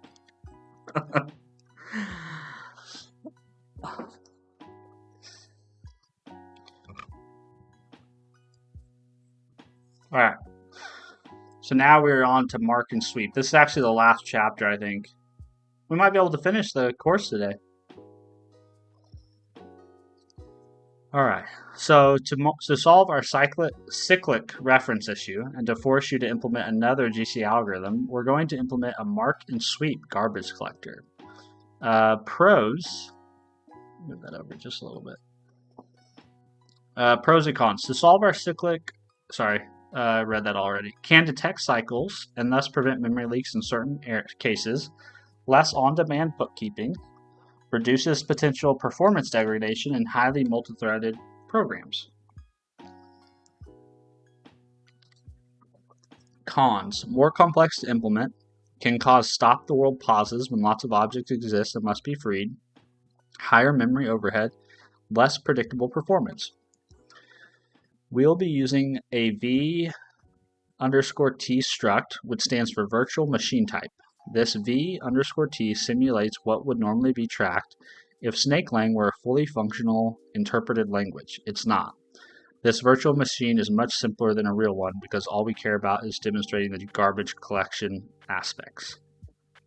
You can spam Lane if you want a full write your own programming language course on boot.dev. Please don't. I have a wife and kids. I really do enjoy this, like, there's sort of like this programming content creator universe out there that these guys exist in, and I do really enjoy their senses of humor.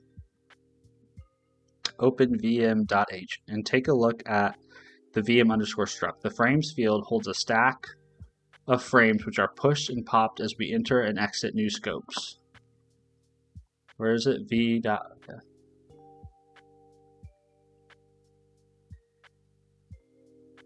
Okay.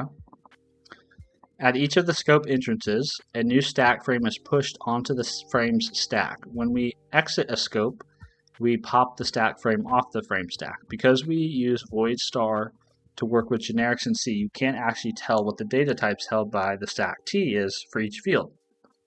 We will write some wrapper functions later to help us make sure that we don't accidentally push the wrong kinds of data into our stacks. Yay, C! The objects field is also a stack, but it holds snake object T pointers. In vim.c, complete the vm underscore new. It should allocate space for a v underscore t struct on the heap. These is our instructions, so we can actually start. Okay. Allocate space for a vt struct on the heap. Void star. I guess I'll do vm for new vm equals malloc. And we need the size of vmt. Initialize the frame stack with capacity of 8 and the object stack with a capacity of 8 using the stack new function. So this would be new VM capacity equals 8. Is that how you access it?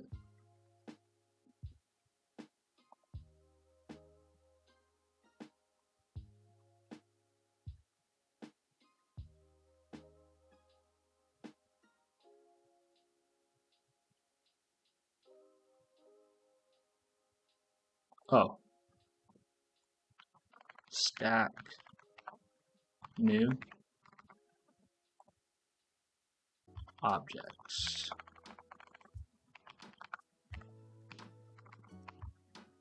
Okay, I think I did that correctly. Return the pointer. Okay, return new VM.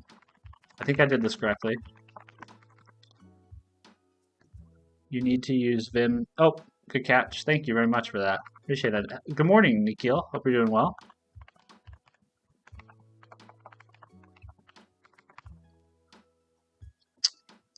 All right, complete the Vim free function. It should free the frames and objects stacks. We remember we wrote a special stack free function for this. Did we? I don't even remember what we wrote. Stack free. Okay.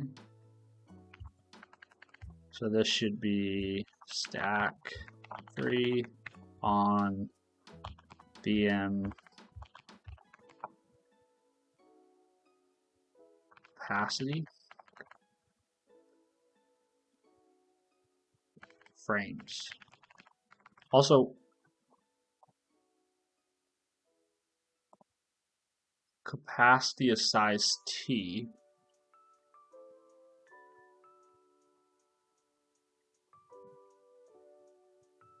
The frames stack.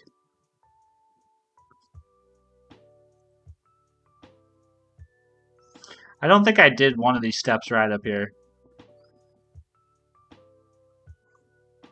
Frames.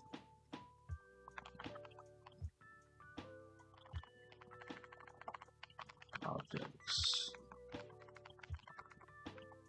And then free VMT itself. Yeah, I've done something wrong there.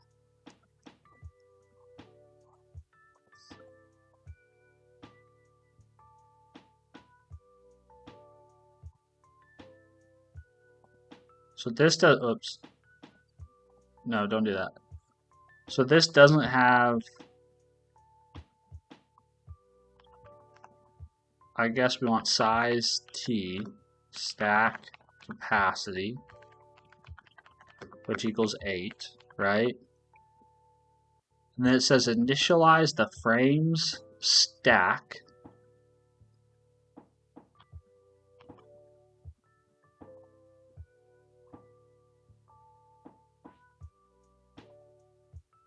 Oh, this should be frames.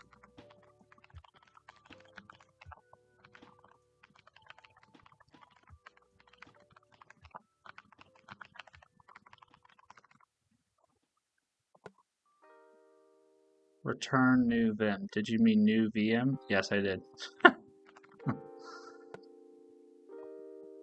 Let's see, free VMT. Gosh dang, I cannot name things properly.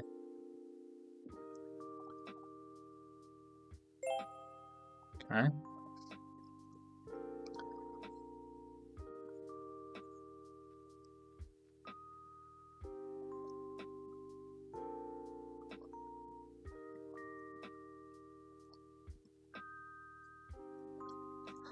Okay, think back to the warnings I gave you about working with void star data types. It's easy to push the wrong kinds of data onto our stack T because like Starbucks Wi-Fi, it will let anything in. So, to prevent us from shooting ourselves in the foot, we will create some functions that are more type safe and make it much more difficult to do the wrong thing when interacting with our VM_T. Wrong things like this. The C compiler won't stop us. But we want to make it easier on ourselves to only push frame T pointer types onto VM frames. So we'll write some wrapper functions to help us out. Take a look at frame T type in vim.h. It's a simple struct that holds a stack T of snake object T star pointers that represent the object references in the frame. Complete the VM frame push function in vim.c. It should stack push a frame T star onto VM frames stack. Okay. So we have our VM. We will go to the frames member and we have to stack push. So stack underscore push, and then we pass in, we have to cast to void, and we're going to do frame. Stack push. Yeah, it takes a stack, takes the void pointer.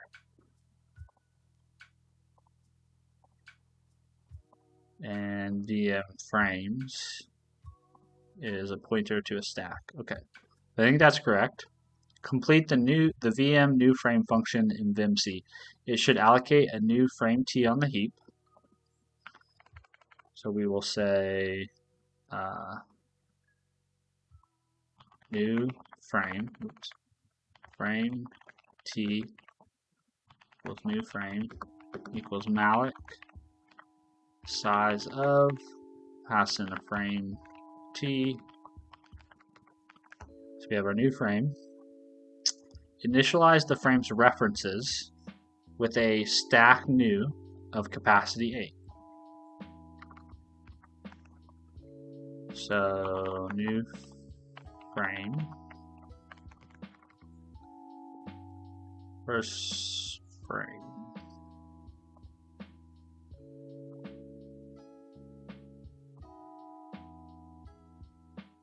Where's frame T to find that?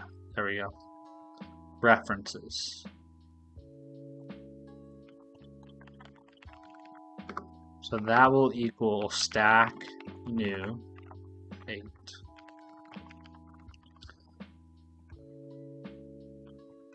Then we will stack push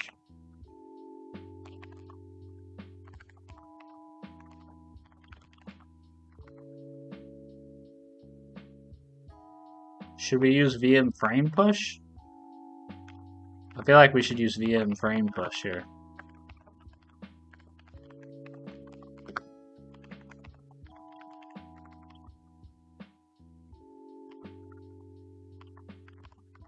return new frame.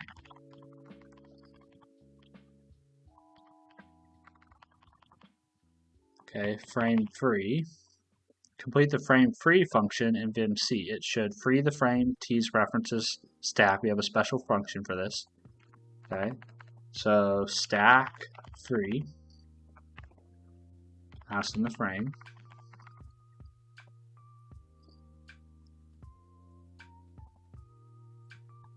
It'll pass in the references. And then we will free the frame itself.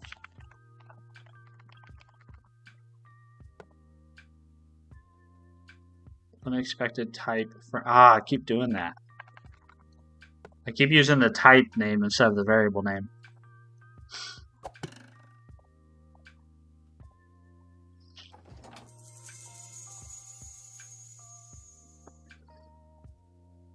Tracking objects. Our virtual machine needs to track every snake object that gets created. We are no longer going to track how many times an object is referenced, but instead check a garbage collection type. If each object is still referenced at all, if it is, keep it. If not, free it.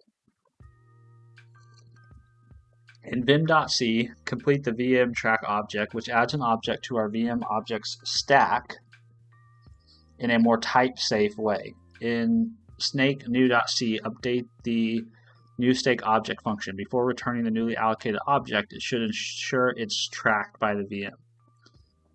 Okay, where is VM track object? It's in vim.c. In a more type-safe way. What does that mean? In a more type-safe way.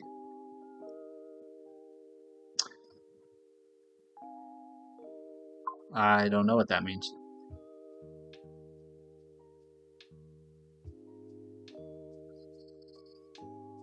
In vim.c, complete that which adds an object to our VM objects. So let's look at vmh, I guess, first. We have objects. So we basically just want to make sure it's a stack T. But how do we make sure it's a stack T?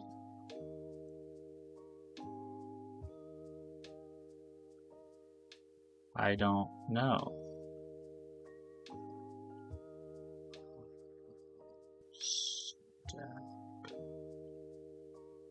Stack H.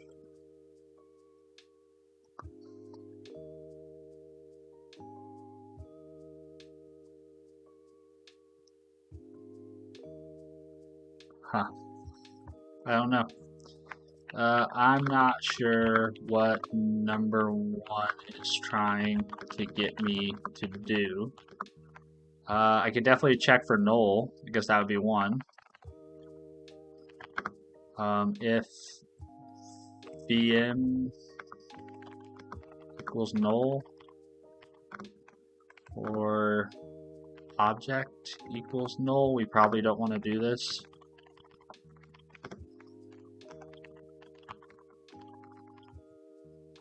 Can definitely added a null check, but beyond that, I'm not sure how to make sure that the snake object T is a frame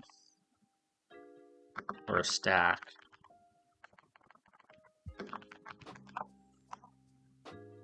Yes, please use some of my baked salmon. Let's see, VM tracked object isn't about turning the object into a frame or stack, it's about recording the object. Think of the VM as a library. Every time a new book is created, the library writes it down in a ledger, so nothing gets lost. Your VM struct already has a ledger for exactly this purpose. Which of those two would you use to keep a running list of every object the VM has created? And here's the key. How does code elsewhere in vim.c add something onto a stack? Take a peek at vmFramePush. Which function does it call? Stack push. So I guess we do this and then we say they want stack push VM in OBJ. that. Whoops. VM objects.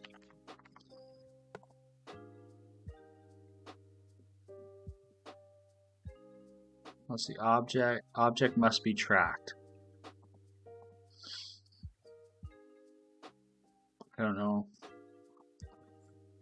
So I get it, but still not tracking.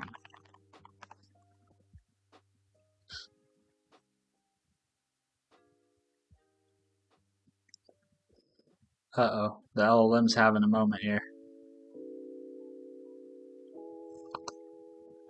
Oh. Part 1. Yeah, okay. So in snakenew.c, where's that at?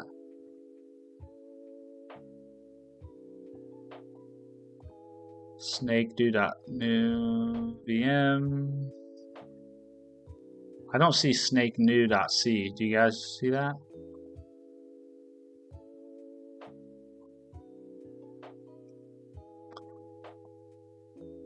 Am I just missing it? What's going on? Oh, there it is. It was hidden.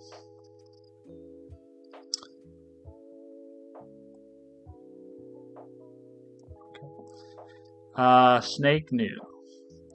New snake object.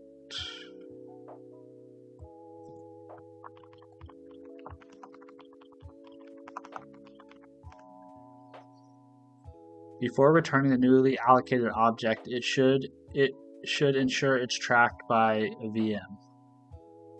Oh, that's where we call VM track object. We pass the VM and we pass the. You know, the one thing I noticed with C code is it's kind of the opposite of the code I try to write nowadays, where there's a lot of passing things into functions and then mutating those things. So basically, like object up here goes into a function and comes out different, but it doesn't necessarily return anything. I guess what would be the word for that? They're not pure. A lot of impure functions, a lot of side effects in C code.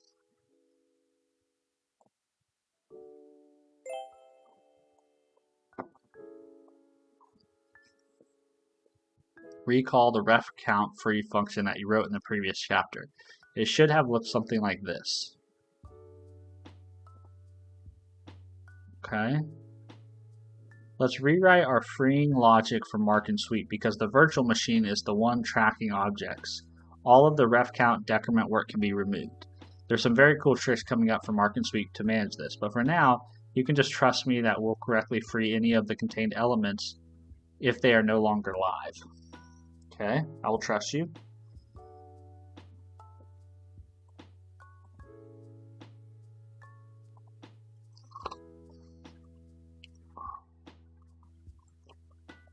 Had to stop for a coffee break. It's already 7:30. Holy shit.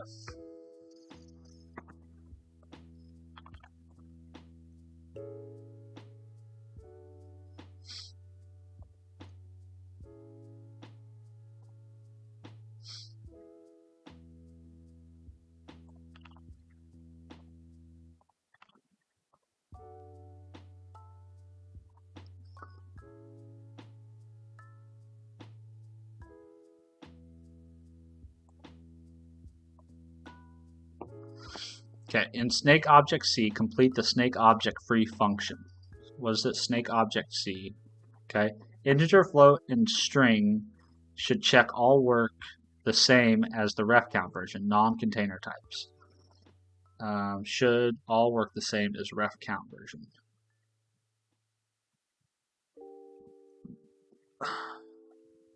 So what, we just free the object?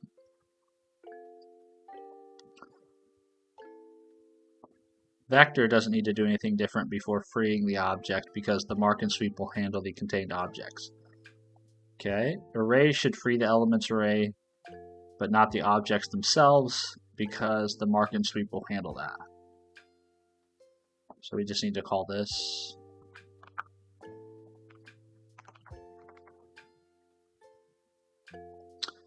complete the VM free function. It iterates over all the VMs. Okay, VM free. Where is that at?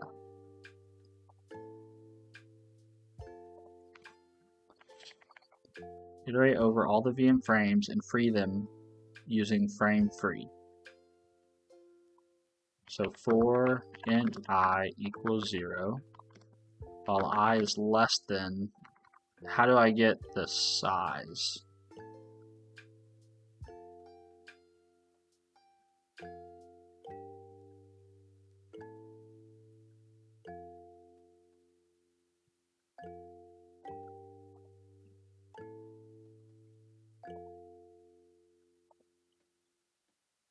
Capacity or count? I think count, right?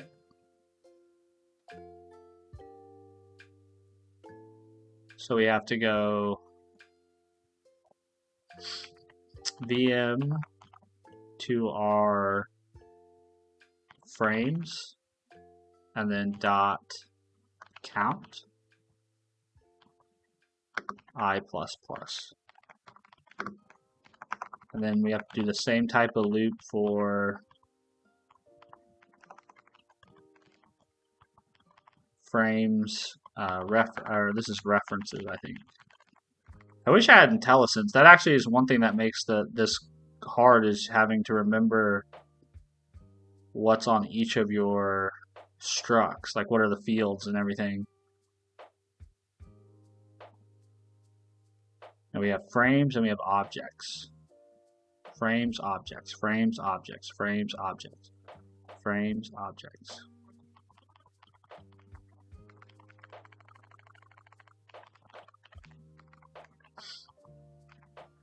And then we have to call stack free, pass in the objects.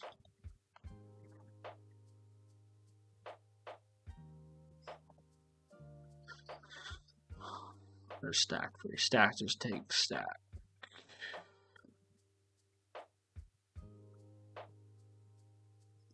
So this will be VM objects. VM frames. Don't forget your semis. And then we also have to free the VM. Okay. So we did this. We did this. We did this. We still have to iterate. So we have to do frame free. And we pass in VM frames dot what?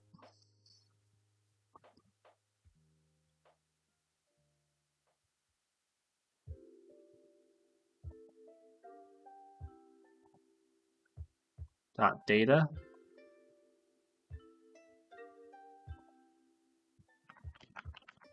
at I.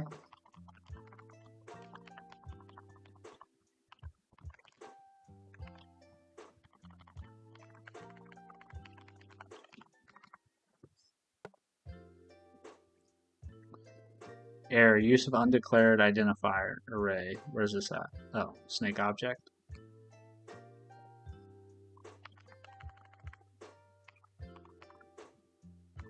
So this is obj data dot v array dot elements.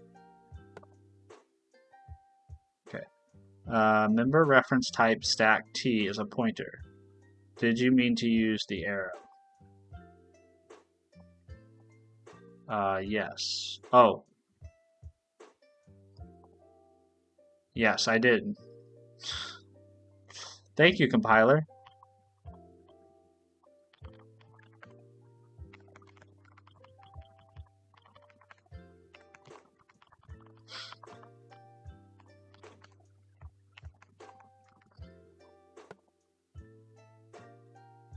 Error, member reference type stack t is a pointer. Well, I thought oh, yep.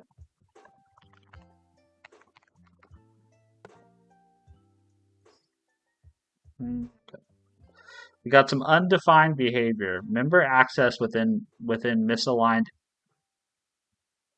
address for type stack T, which requires 4-byte alignment. I don't know what that error is telling me. What is this error message telling me?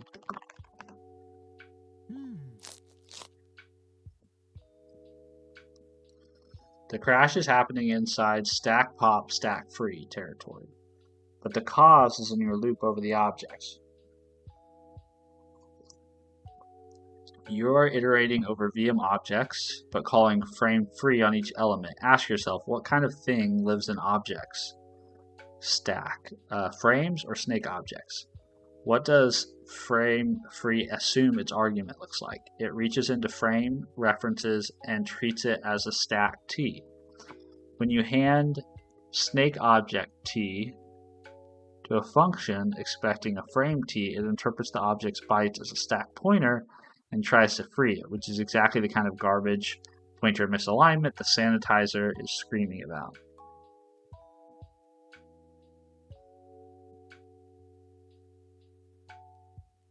Iterate over all the VM's objects and free them.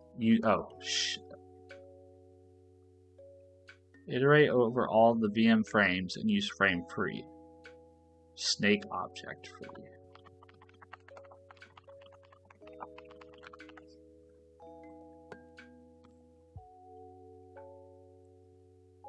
Alright, we failed one test. Assertion, boot, all free. Detected memory leaks. Okay, so now I have memory leaks. I don't know why. Why do I have memory leaks?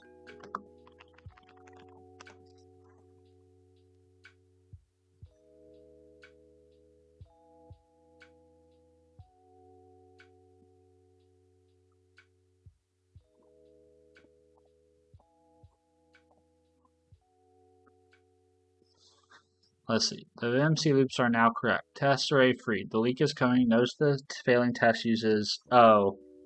This is because I have to do free obj data.v string.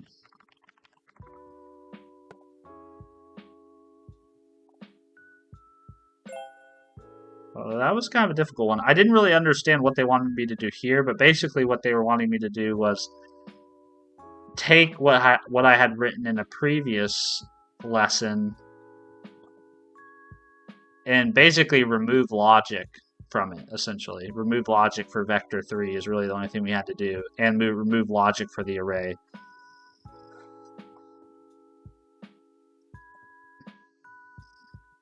Oh, I got my chest. Oh yeah.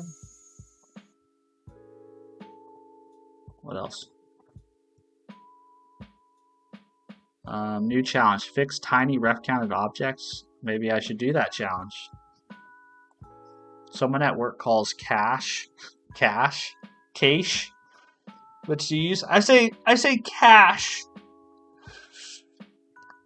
But cache sounds funnier. Okay, let's see what the speaker bot says. Hold on. How do I test this? Wait, there we go. Let's see what it says. I have so many 11 Labs tokens. Yeah, cache is funny.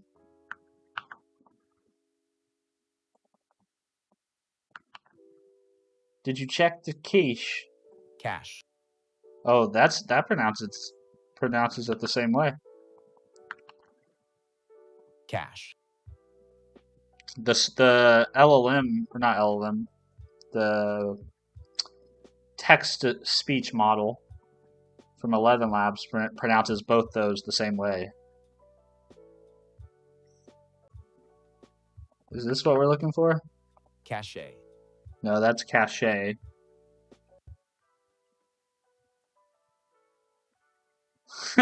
Now we have to learn about phonetic spelling.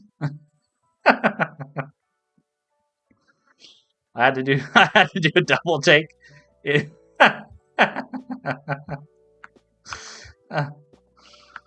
Dude, have you ever Cache. Cache? That's a whole different. That's a whole. Have you ever though been in a conversation and someone says something and you sort of you're trying to be polite, but you know that your face just had a visceral reaction to what they said, and so now you're wondering if they clocked your visceral reaction to what they said? Oh, it's so awkward, man. It's so awkward.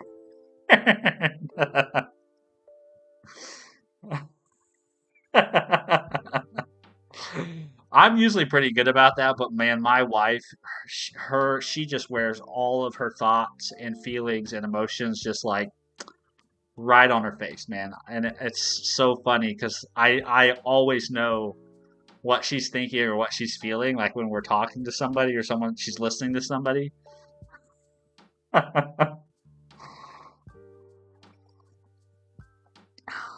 so so good. Hello, Mayerk. Good morning. Nice to see you. All right, what are we trying to do here? Fix the C module that manages a tiny ref-counted object system. Each object starts with a reference count of 1, can point to a left child and a right child, can be shared by multiple parents or local variables. Okay. What are our issues here? Me looking at, yeah, exactly. That's exactly how it goes, you know? You do like the side eye glance to see to check in. Yeah. Yep. Okay. Expected behavior. Object retained. If the object is not null, increase its ref count by 1. That seems correct. If object is null, do nothing. That one looks correct. Object release. If the object is not null, decrease its ref count by 1. When the count reaches 0, the object must release its children and be freed exactly once.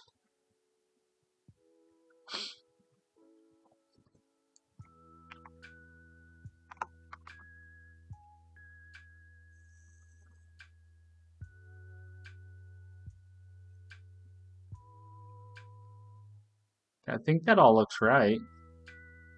It's releasing its children here if they're not null. Decremented that object's ref count. When assigning a child pointer, the new child should gain a reference.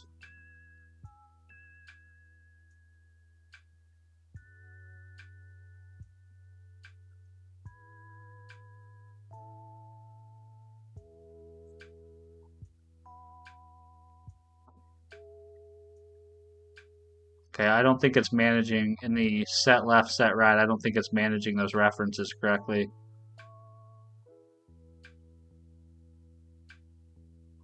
Okay, if a parent stores a child, both the local variable and the parent now own that child. Child created, ref count 1. Assigned into parent, ref count 2.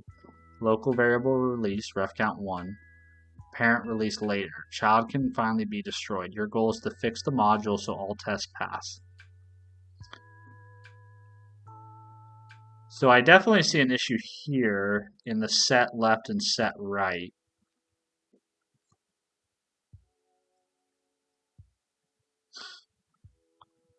Because this should be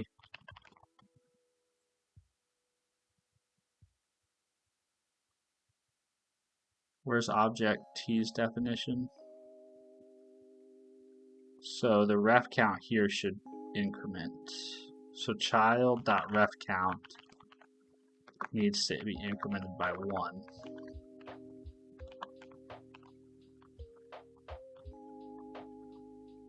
Same thing here.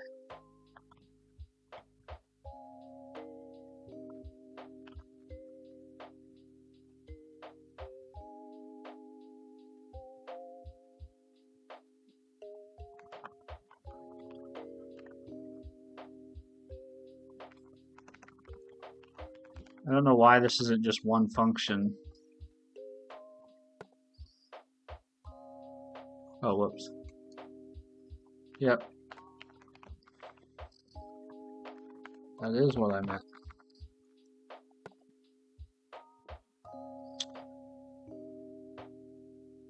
Still failing.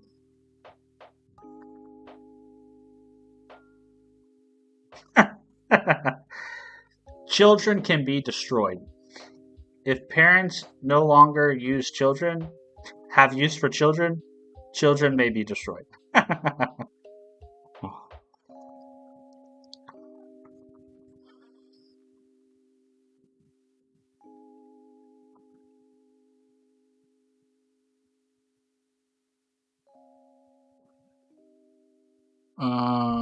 Okay, this is actually, I'm going to come back to this because this is kind of distracting me from finishing the course.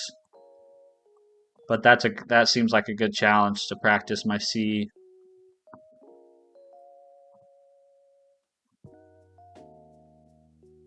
Where was I? Oh, I had to go to my dashboard. Yeah, I'm 5 away. I'm just going to I'm going to try to get this done before the end of the stream. Okay, complete the frame reference object function in vimc. It should push the object onto the stack references for the current frame. So you do frame.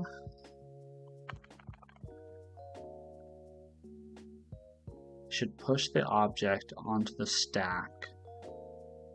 So stack push frame references obj.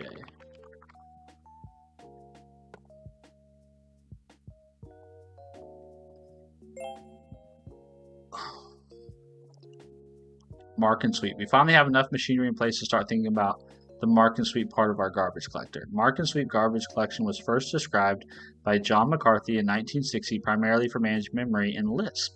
It's a two-phase algorithm. Mark phase, traverse the object graph, marking all reachable objects. The sweep phase, scan memory, collecting all unmarked objects which are considered garbage. Note, we don't keep track of how many times a particular object is referenced, like we did with reference counting. Instead, we keep track of which objects are referenced in each stack frame, and then traverse our container objects looking for any other referenced objects. That's what traverse the object graph means, a fancy way of saying look for objects. In snakeObject.h, add an isMarked boolean to our snakeObject.t struct. Okay, snakeObject.t, where are you?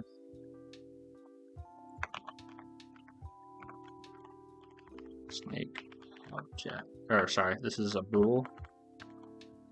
Bool. I don't know. I don't remember what the type is. Is marked. Snake new. Ensure is marked field is set to false when we create. So new snake object obj dot is marked equals true.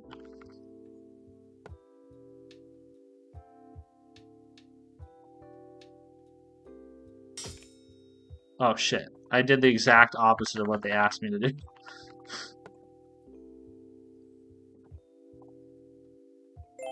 There we go. Set it to false. Oh, let me put true. Ah, dang, dude. I can read. Let's see, to do. Would it be funny to just have a video clip of me going Mark and that's it? I'd advise against it. In some mark and sweep implementations, you'll see different ways to mark root objects. The objects directly referenced by stack frames. However, in our simplistic VM, it's a bit easier to find and mark all of the directly referenced objects. We'll see why when you write it in a moment.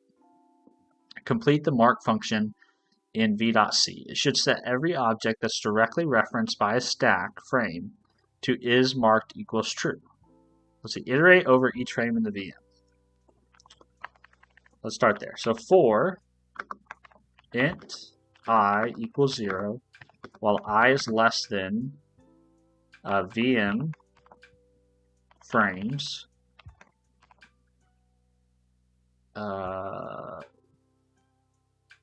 frame. Well, we don't. How do we get the size of or the number of frames?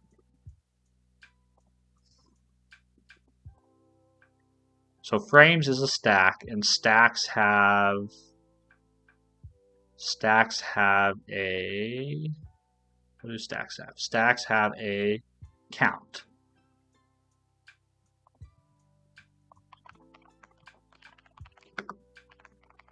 Okay. And so iterate over each reference object in each frame. Mark the objects as is marked equals true. So then we can say for int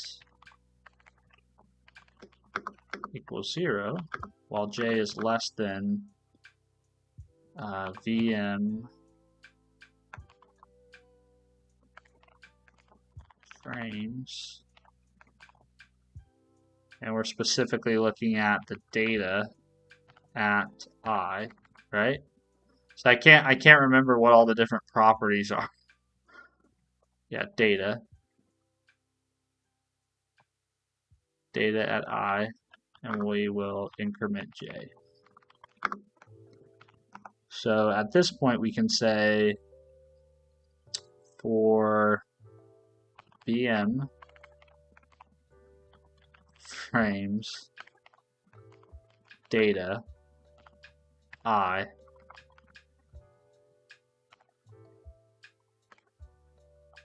and what lives at data? Data is pointing at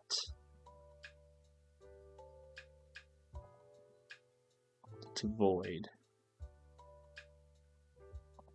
Okay, so how do I do that? Iterate over each references object.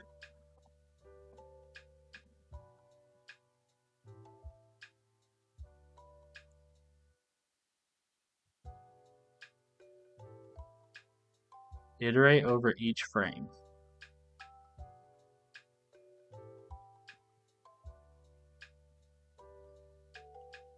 Iterate over each references. So where's the references at?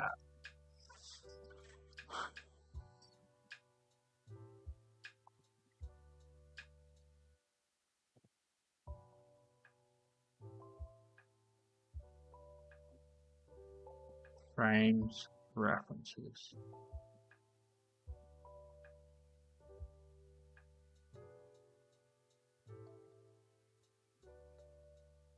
So who has frame T? I don't know who has frame T.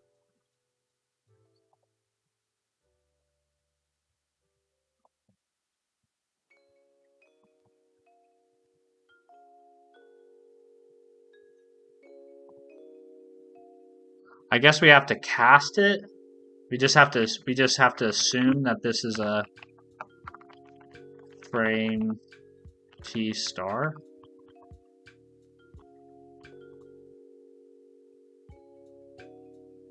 I don't know, I'm lost.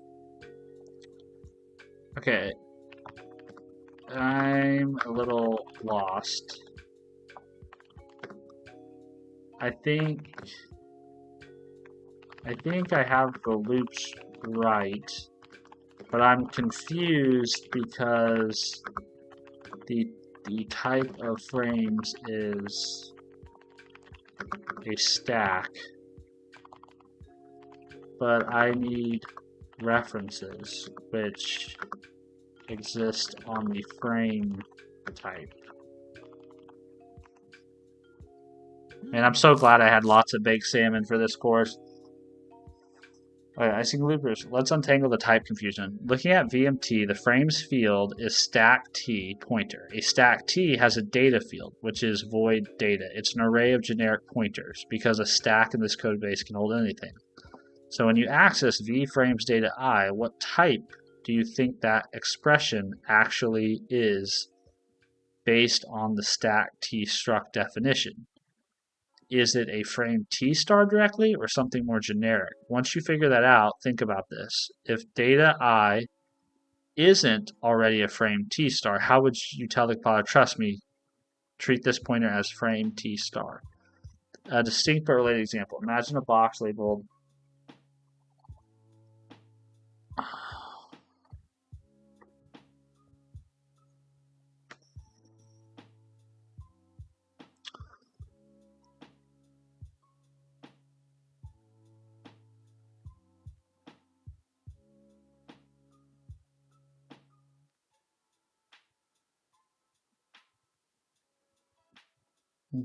okay, I guess I was sort of on the right path, right?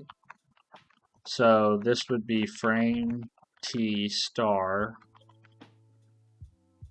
and we're saying VM frames data I points to, so this is an individual frame,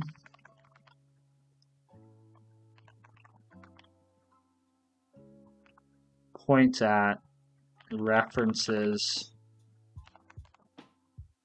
data /j is marked equals true.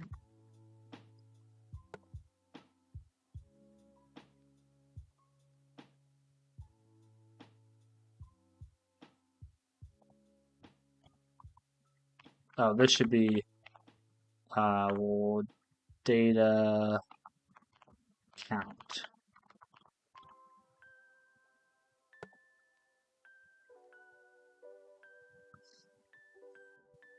Base type.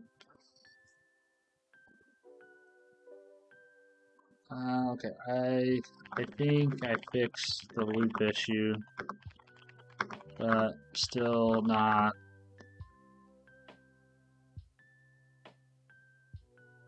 making progress.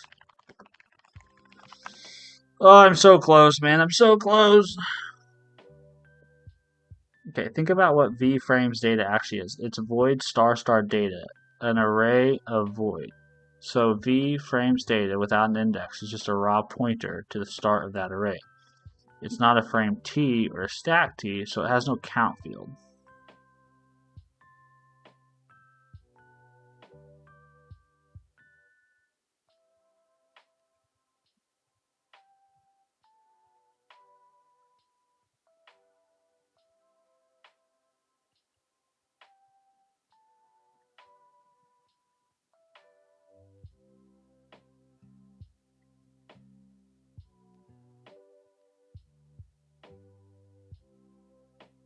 Oh, okay, so let's make this a little easier then to reason about. So this would be this is going to be our frame t star current frame equals this.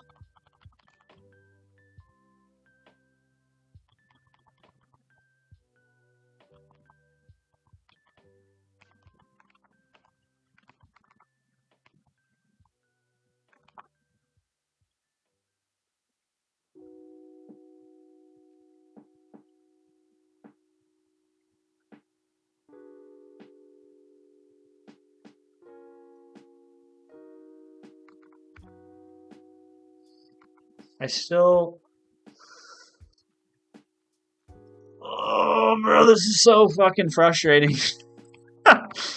Okay, I gotta get out. I've gotta have extra something else to scratch on. Because I can't keep this all in my head. Alright, so we have our VM. Our VM has frames. Okay. Each frame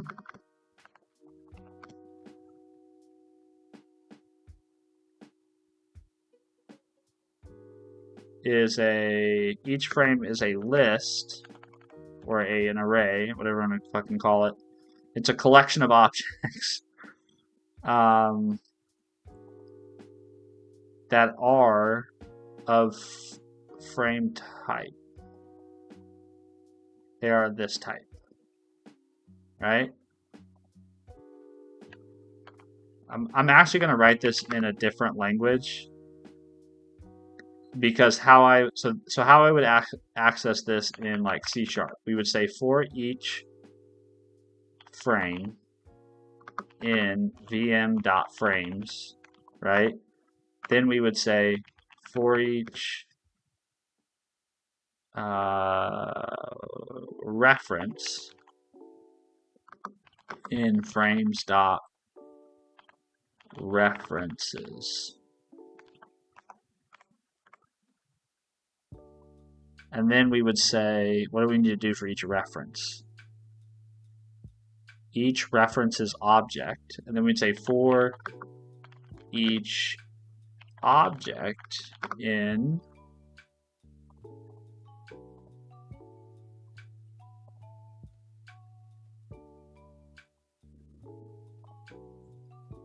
references.data.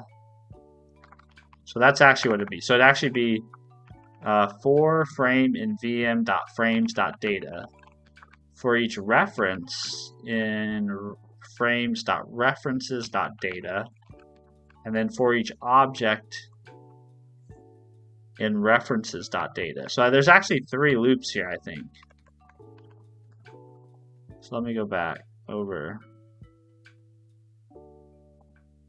and start over here. Let me talk to Boots. So there are actually 3 loops here. We have to loop over the frames data. Then, or sorry, we have to loop over the frames. We have to loop over each frame. Then loop over each reference. Then loop over each object.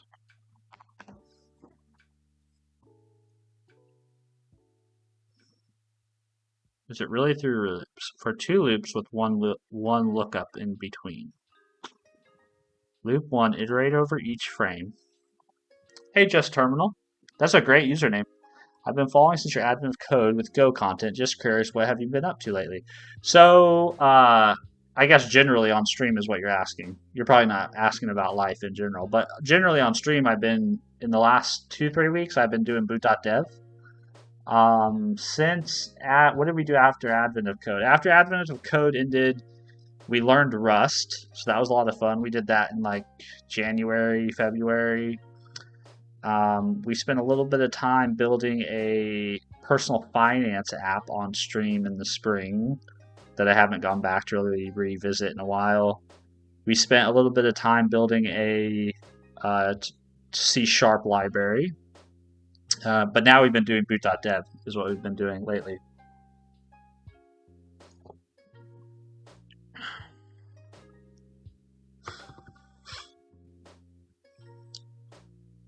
Yeah, been good. Good to see you. Hope you're doing well. Yeah, it'll be time for Advent of Code. Before we know it, we'll blink and we'll be at December. I'm gonna try to do this year's Advent of Code, I think, in Rust. Is my plan. Hopefully, we'll see how that goes. Might go horribly wrong, but that's my current plan. Iterate over each frame in VFrames. 2. Nested inside, iterate over each reference in that frame's references. Okay, so let's see if I can do that. So,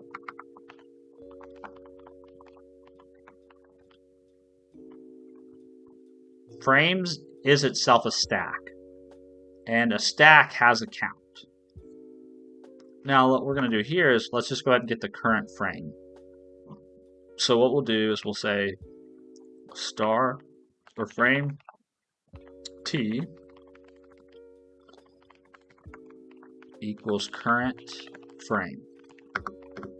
And the way we get that is we say VM frames data at I. Now current frame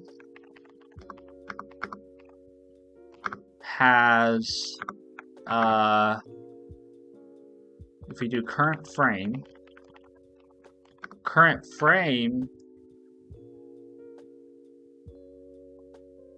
see, this is where I get lost. Current frame has a reference, which is a stack. So we should be able to say references count, because it's a stack itself.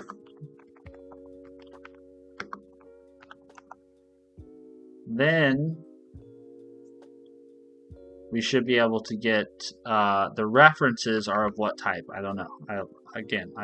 This is why I think references are type snake object T. I think is what they are. So this would be snake object t pointer obj equals current frame references data at j. And then the plan would be to say, okay, you're an object and we need to mark you true. Okay, that was way simpler. Ah, man. I don't know why that was so hard for me to articulate. I think it was because I wasn't doing this. I think this is the key to make it easier to parse.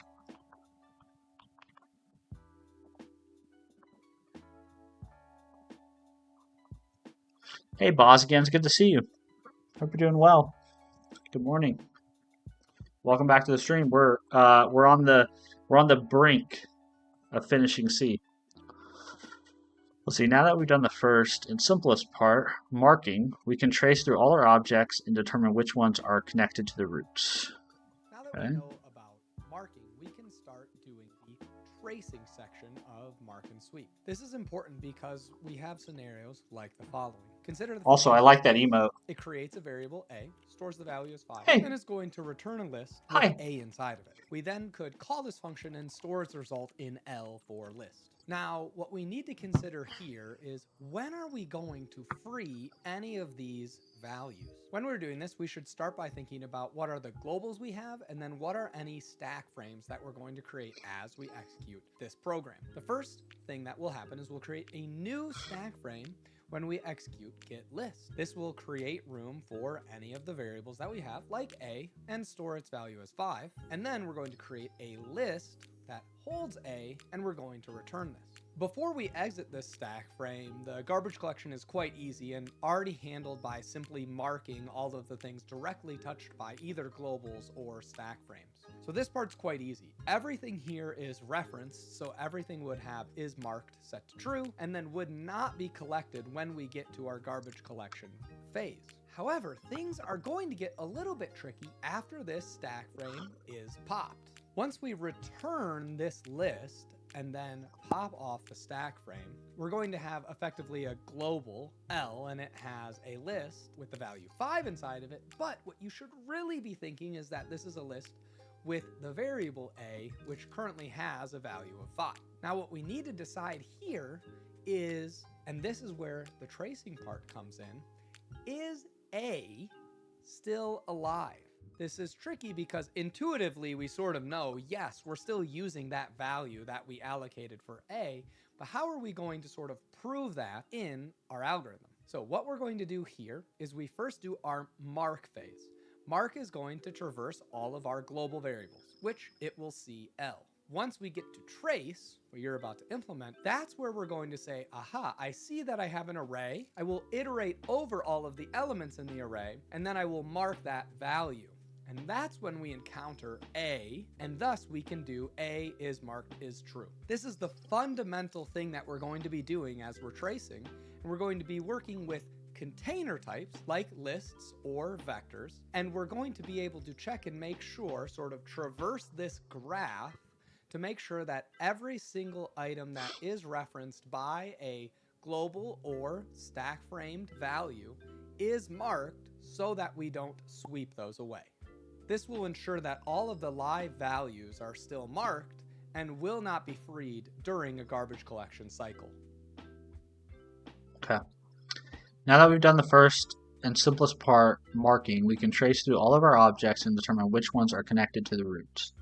If we run this code, it will return a list with the integer A inside of it. Our current mark function will mark the list, but it won't mark the integer A, which means that when we go to sweep the memory, we will mark the list, but not the integer A.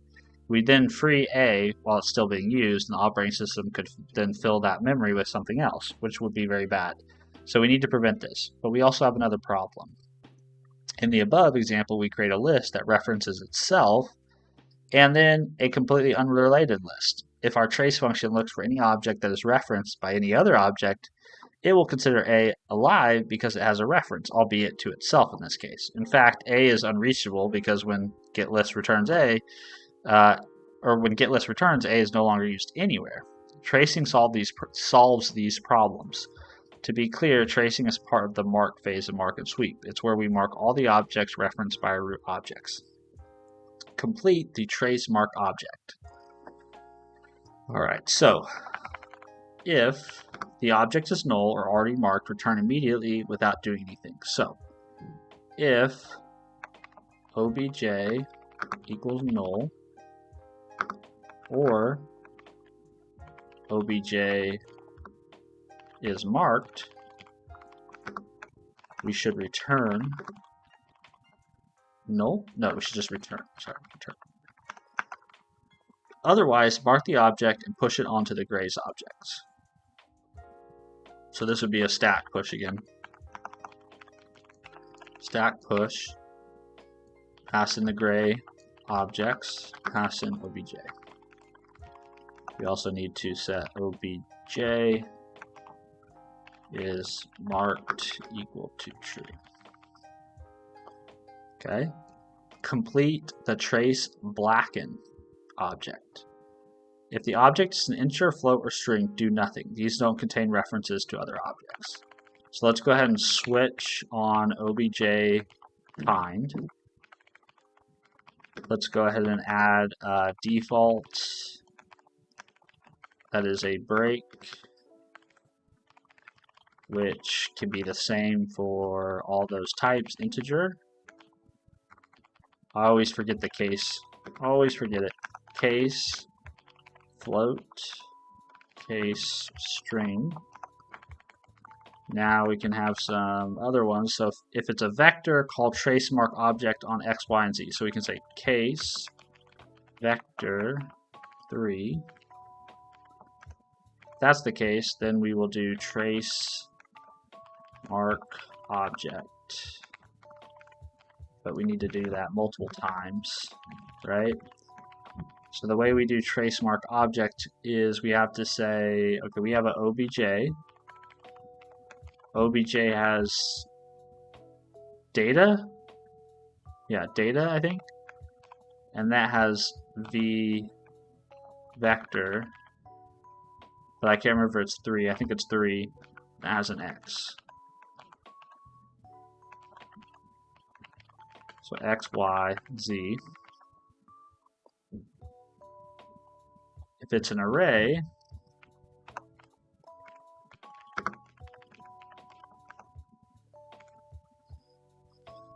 call trace mark object on each element. So this would be for int I equals 0.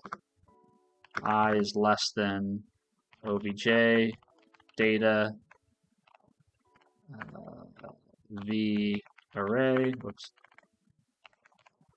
The array dot. I think this has a count. Dude, I tell you, man, not having IntelliSense kills me, bro. I can't keep all this stuff in my head. I have to look it all up. Size. There's a size. Shit, where'd it go? This should be size. And so we'll call trace mark object on each of the objects. So we'll say obj data at I. Okay. Complete the trace function. Create a new stack. Okay. So we'll say stack t pointer new stack equals stack new with a capacity of 8. And they actually want me to call that gray objects. If the allocation fails, return. So if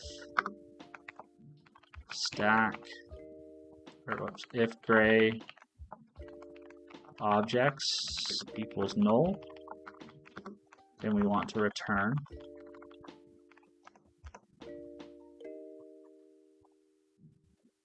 Otherwise, we're going to iterate over each of the objects in the VM if the object is marked, push it onto the gray objects. So for int I equals 0, I is less than VM objects, right? And objects is a stack which has a count. Dude, I can't remember. I'm pretty sure it has a count. And so then we'll do snake object pointer t.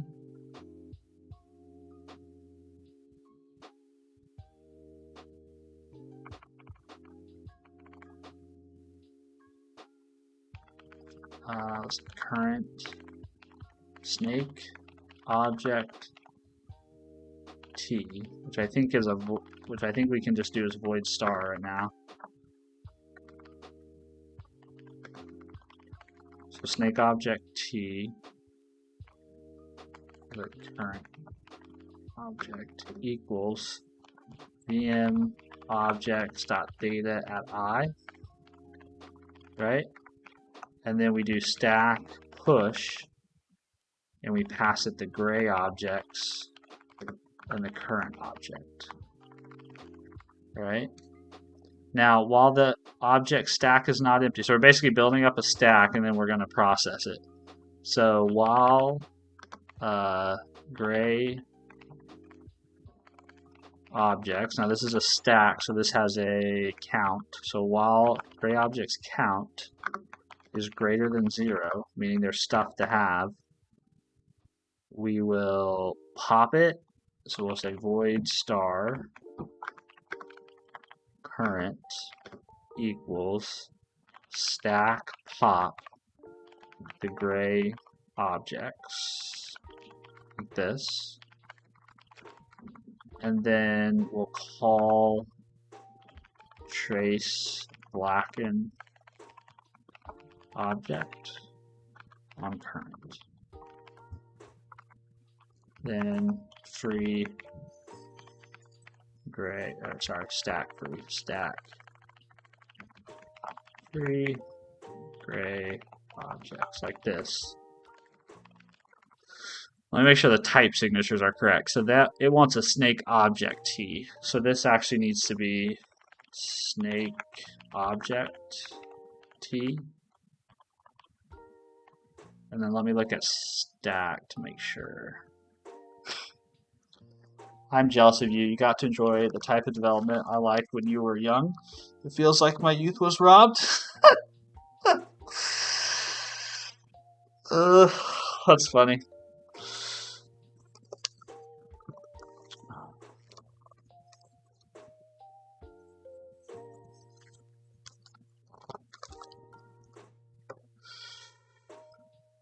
Stack push, stack pop. That takes just the stack. Stack push, I'm pretty sure takes void, yep.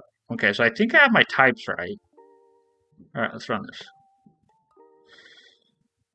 Stack T is a pointer. Yes, I did mean to. That's a mistake. And so I don't think I did that anywhere else. Okay. VM objects data, yes. Call undeclared. Oh, track. That should be trace. Too few arguments of this function. Track blacken object. Yes, you're right. That should be passing an object. Thank you, compiler.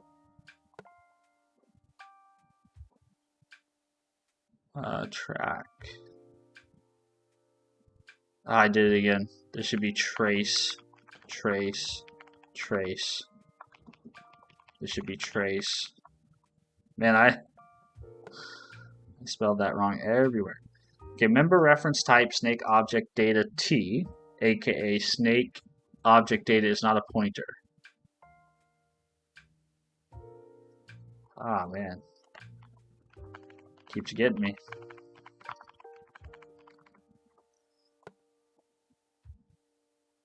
Too few arguments. Trace mark object. Oh, we got to pass down these guys. Gray objects. I tell you what, this shows how much I rely on the in-editor LSP support. Okay. It's not a pointer. Did you mean? Yep, I did.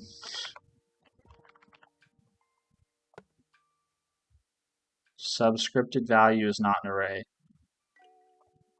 So object data dot v array dot elements. Too few arguments.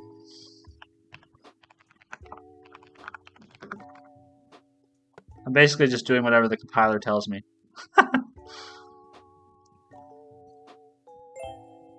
Hell yeah. Did it. Is that the last lesson? Oh no, there's one more. Oh, this is it. This is it. Let's see if we can do it. Let's see, sweep is easy. Trace was probably the hardest part of the garbage collection. Every object now has an isMark field that we can use to determine if an object is reachable or not. All we need to do is iterate over all the objects in the VM and free any object that is not marked. Once it's freed, we can also remove it from our VM. Complete the sweep function. Iterate over all of the VM's objects. So for int I equals 0, while I is less than VM references,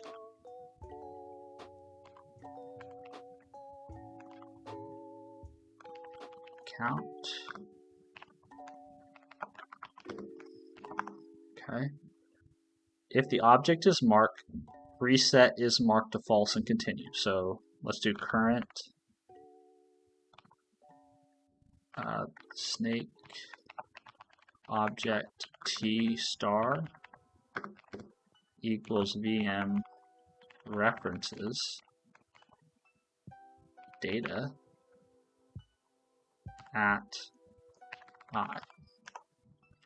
So if current dot is marked, then we will say current is marked equals false and continue. Otherwise, free the object and set the data at that position to in the stack to null.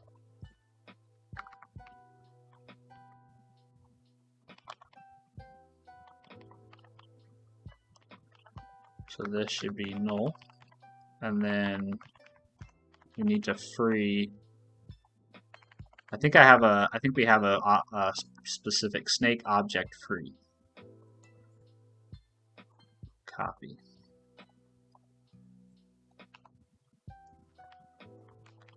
We can say snake object free pass in current. Now call stack remove nulls to remove any null objects from the VM. Stack remove nulls. Pass in VM references.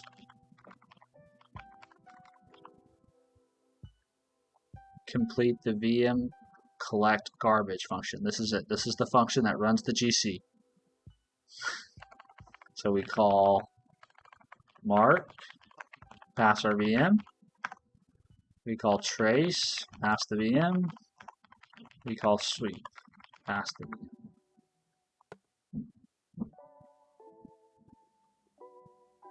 No member references. Oh, this should be objects. Oopsies.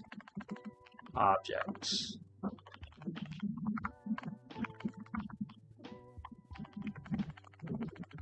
Objects.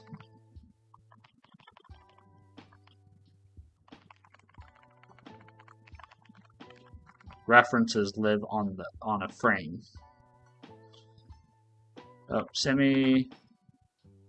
No member named references. Oh yeah, objects.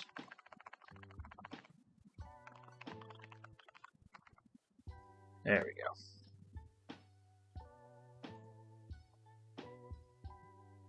Ah! Ah! Has anyone linked an AI slop analogies web app yet or not? No, no one's linked one. Shit, we could probably just get away with a Google Sheet, a shared Google Sheet. I do have work today. I need to stop actually, but I'm gonna finish this and then I'll start. Then I'll get off, go do some work. Gonna link something in the cord. Yeah, man, slop it up. Fire those slop cannons.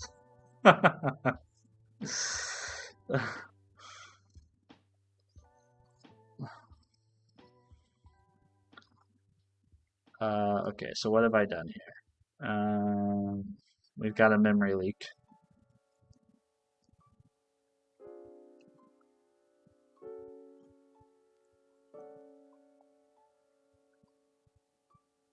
Okay, I think I did. If the object is marked slop PRs on the slop website, we can make a shared repo. Yeah. Go check Discord. Coming.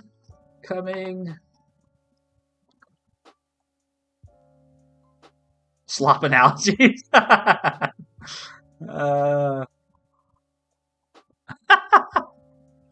Hell yeah, slop it up.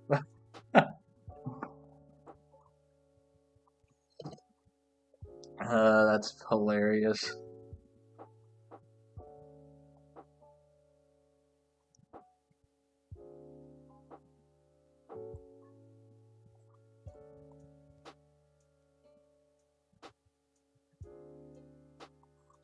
Dude, Clerk is such a good little product, isn't it?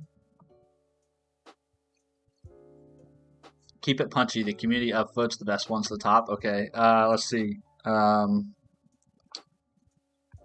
Loop engineering is like trying to cut a tree by standing is like trying to cut a tree by holding a chainsaw against the trunk, closing your eyes,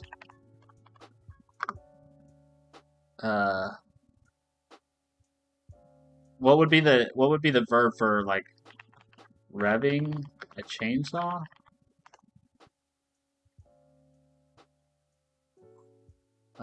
Closing your eyes, hitting the throttle, and flailing and moving your arm, and and pressing down against the tree. Should work.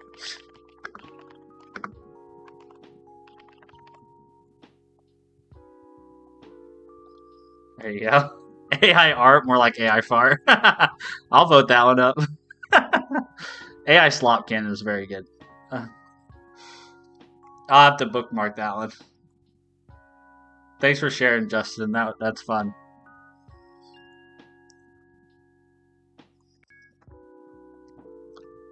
Dude, Convex is so good. Clerk is good. Oh man, Convex is just so good. I haven't really had any really good ideas for applications lately, so I haven't really got to use Convex much, but man, what an awesome piece of technology.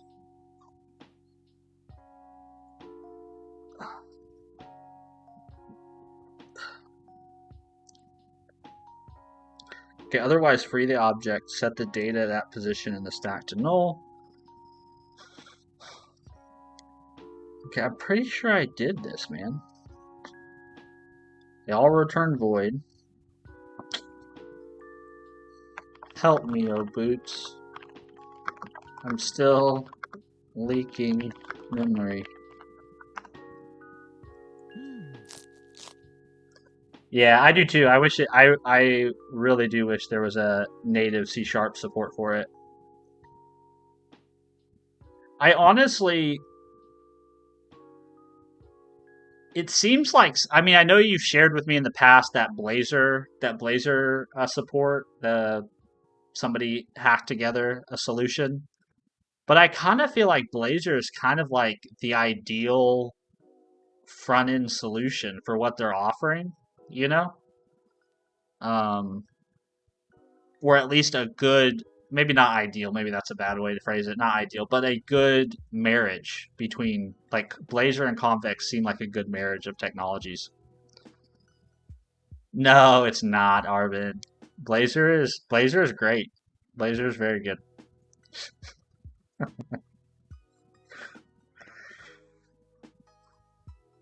Blazor is basically Microsoft's front end. I think originally the idea behind it was if you want to build componentized front ends, but do it in C sharp, Blazor is your solution, right? Um,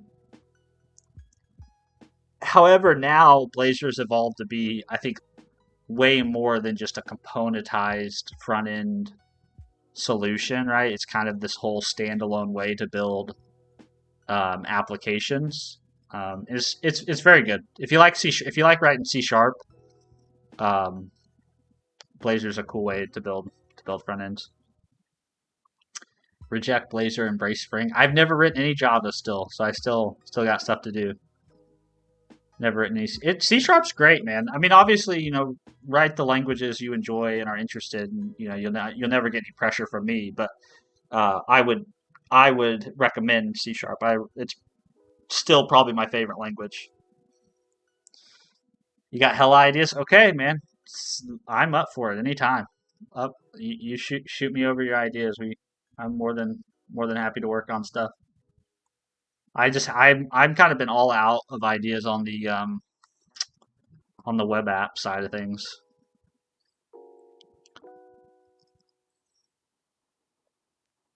I feel like all your jobs are Java, Python, JS, .NET. Yeah, I think technologies seem to be very geographically centered. You know, um, I think a lot of times what happens is like one or two companies get very successful and choose a particular technology staff, and then that talent kind of seeps out from those companies, and then so those tech stacks kind of become somewhat ingrained in the corporate culture, corporate community. Yeah, that makes sense. Kansas City seems like it's a pretty big Java .NET town.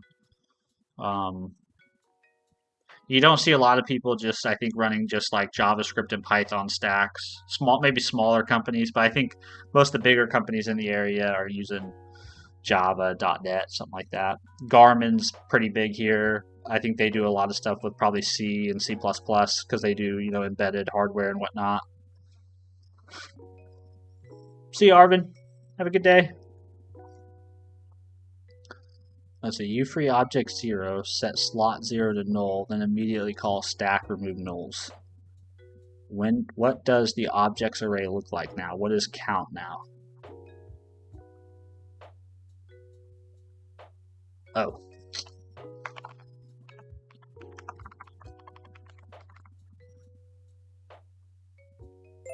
There we go. Hell yeah. I want to claim my XP. 5,000 XP took me to level 66. This was a great course. Really surprised at how difficult I found it to work and think in C. Motivates me to try to find opportunities to work in it. Loved the sense of humor.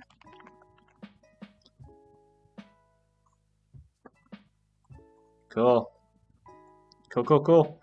So now we basically need to come up with a project. So I'll spend a little bit of time today, maybe, and think about what we can do over here. I want to write it in C.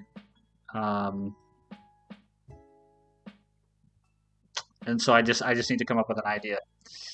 So I'll spend some time thinking about that, and then maybe we can start working through that on stream. It's entirely possible that we start a project or we start an idea. I realize it's too ambitious, and then I pivot. So don't hold me to anything.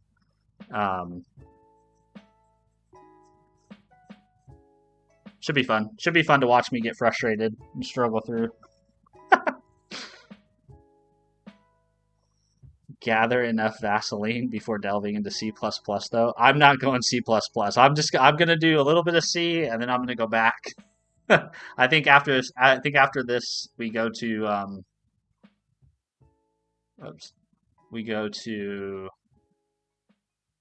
after C we go to Go. So that'll be good.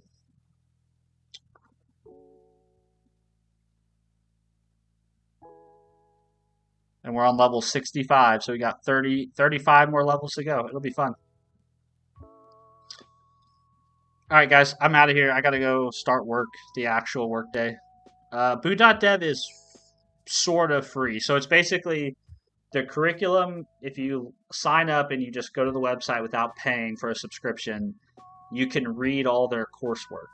But the gamification, like leveling, the interactivity, all of that stuff is what you're paying for. So if you're okay with just reading the coursework and doing the exercises in your own development environment, you're golden. You'll be fine. You can go through all their exercises.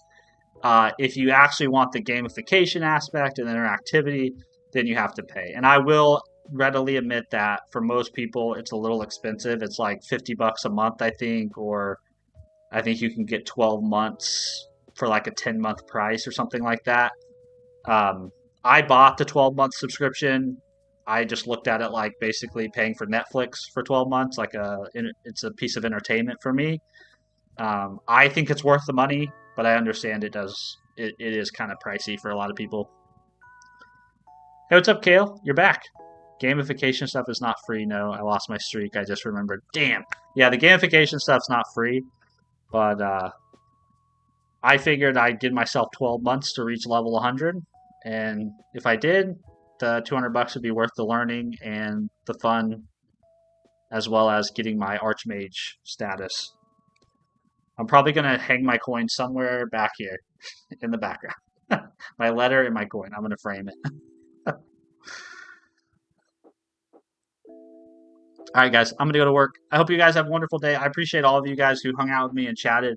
It was actually fun to have some engagement in chat today. The streams have been pretty quiet lately, so thank you all very much. I hope you guys have a wonderful Monday. If it's the end of your Monday like Kale, I hope you have had a wonderful Monday and have a even better Tuesday.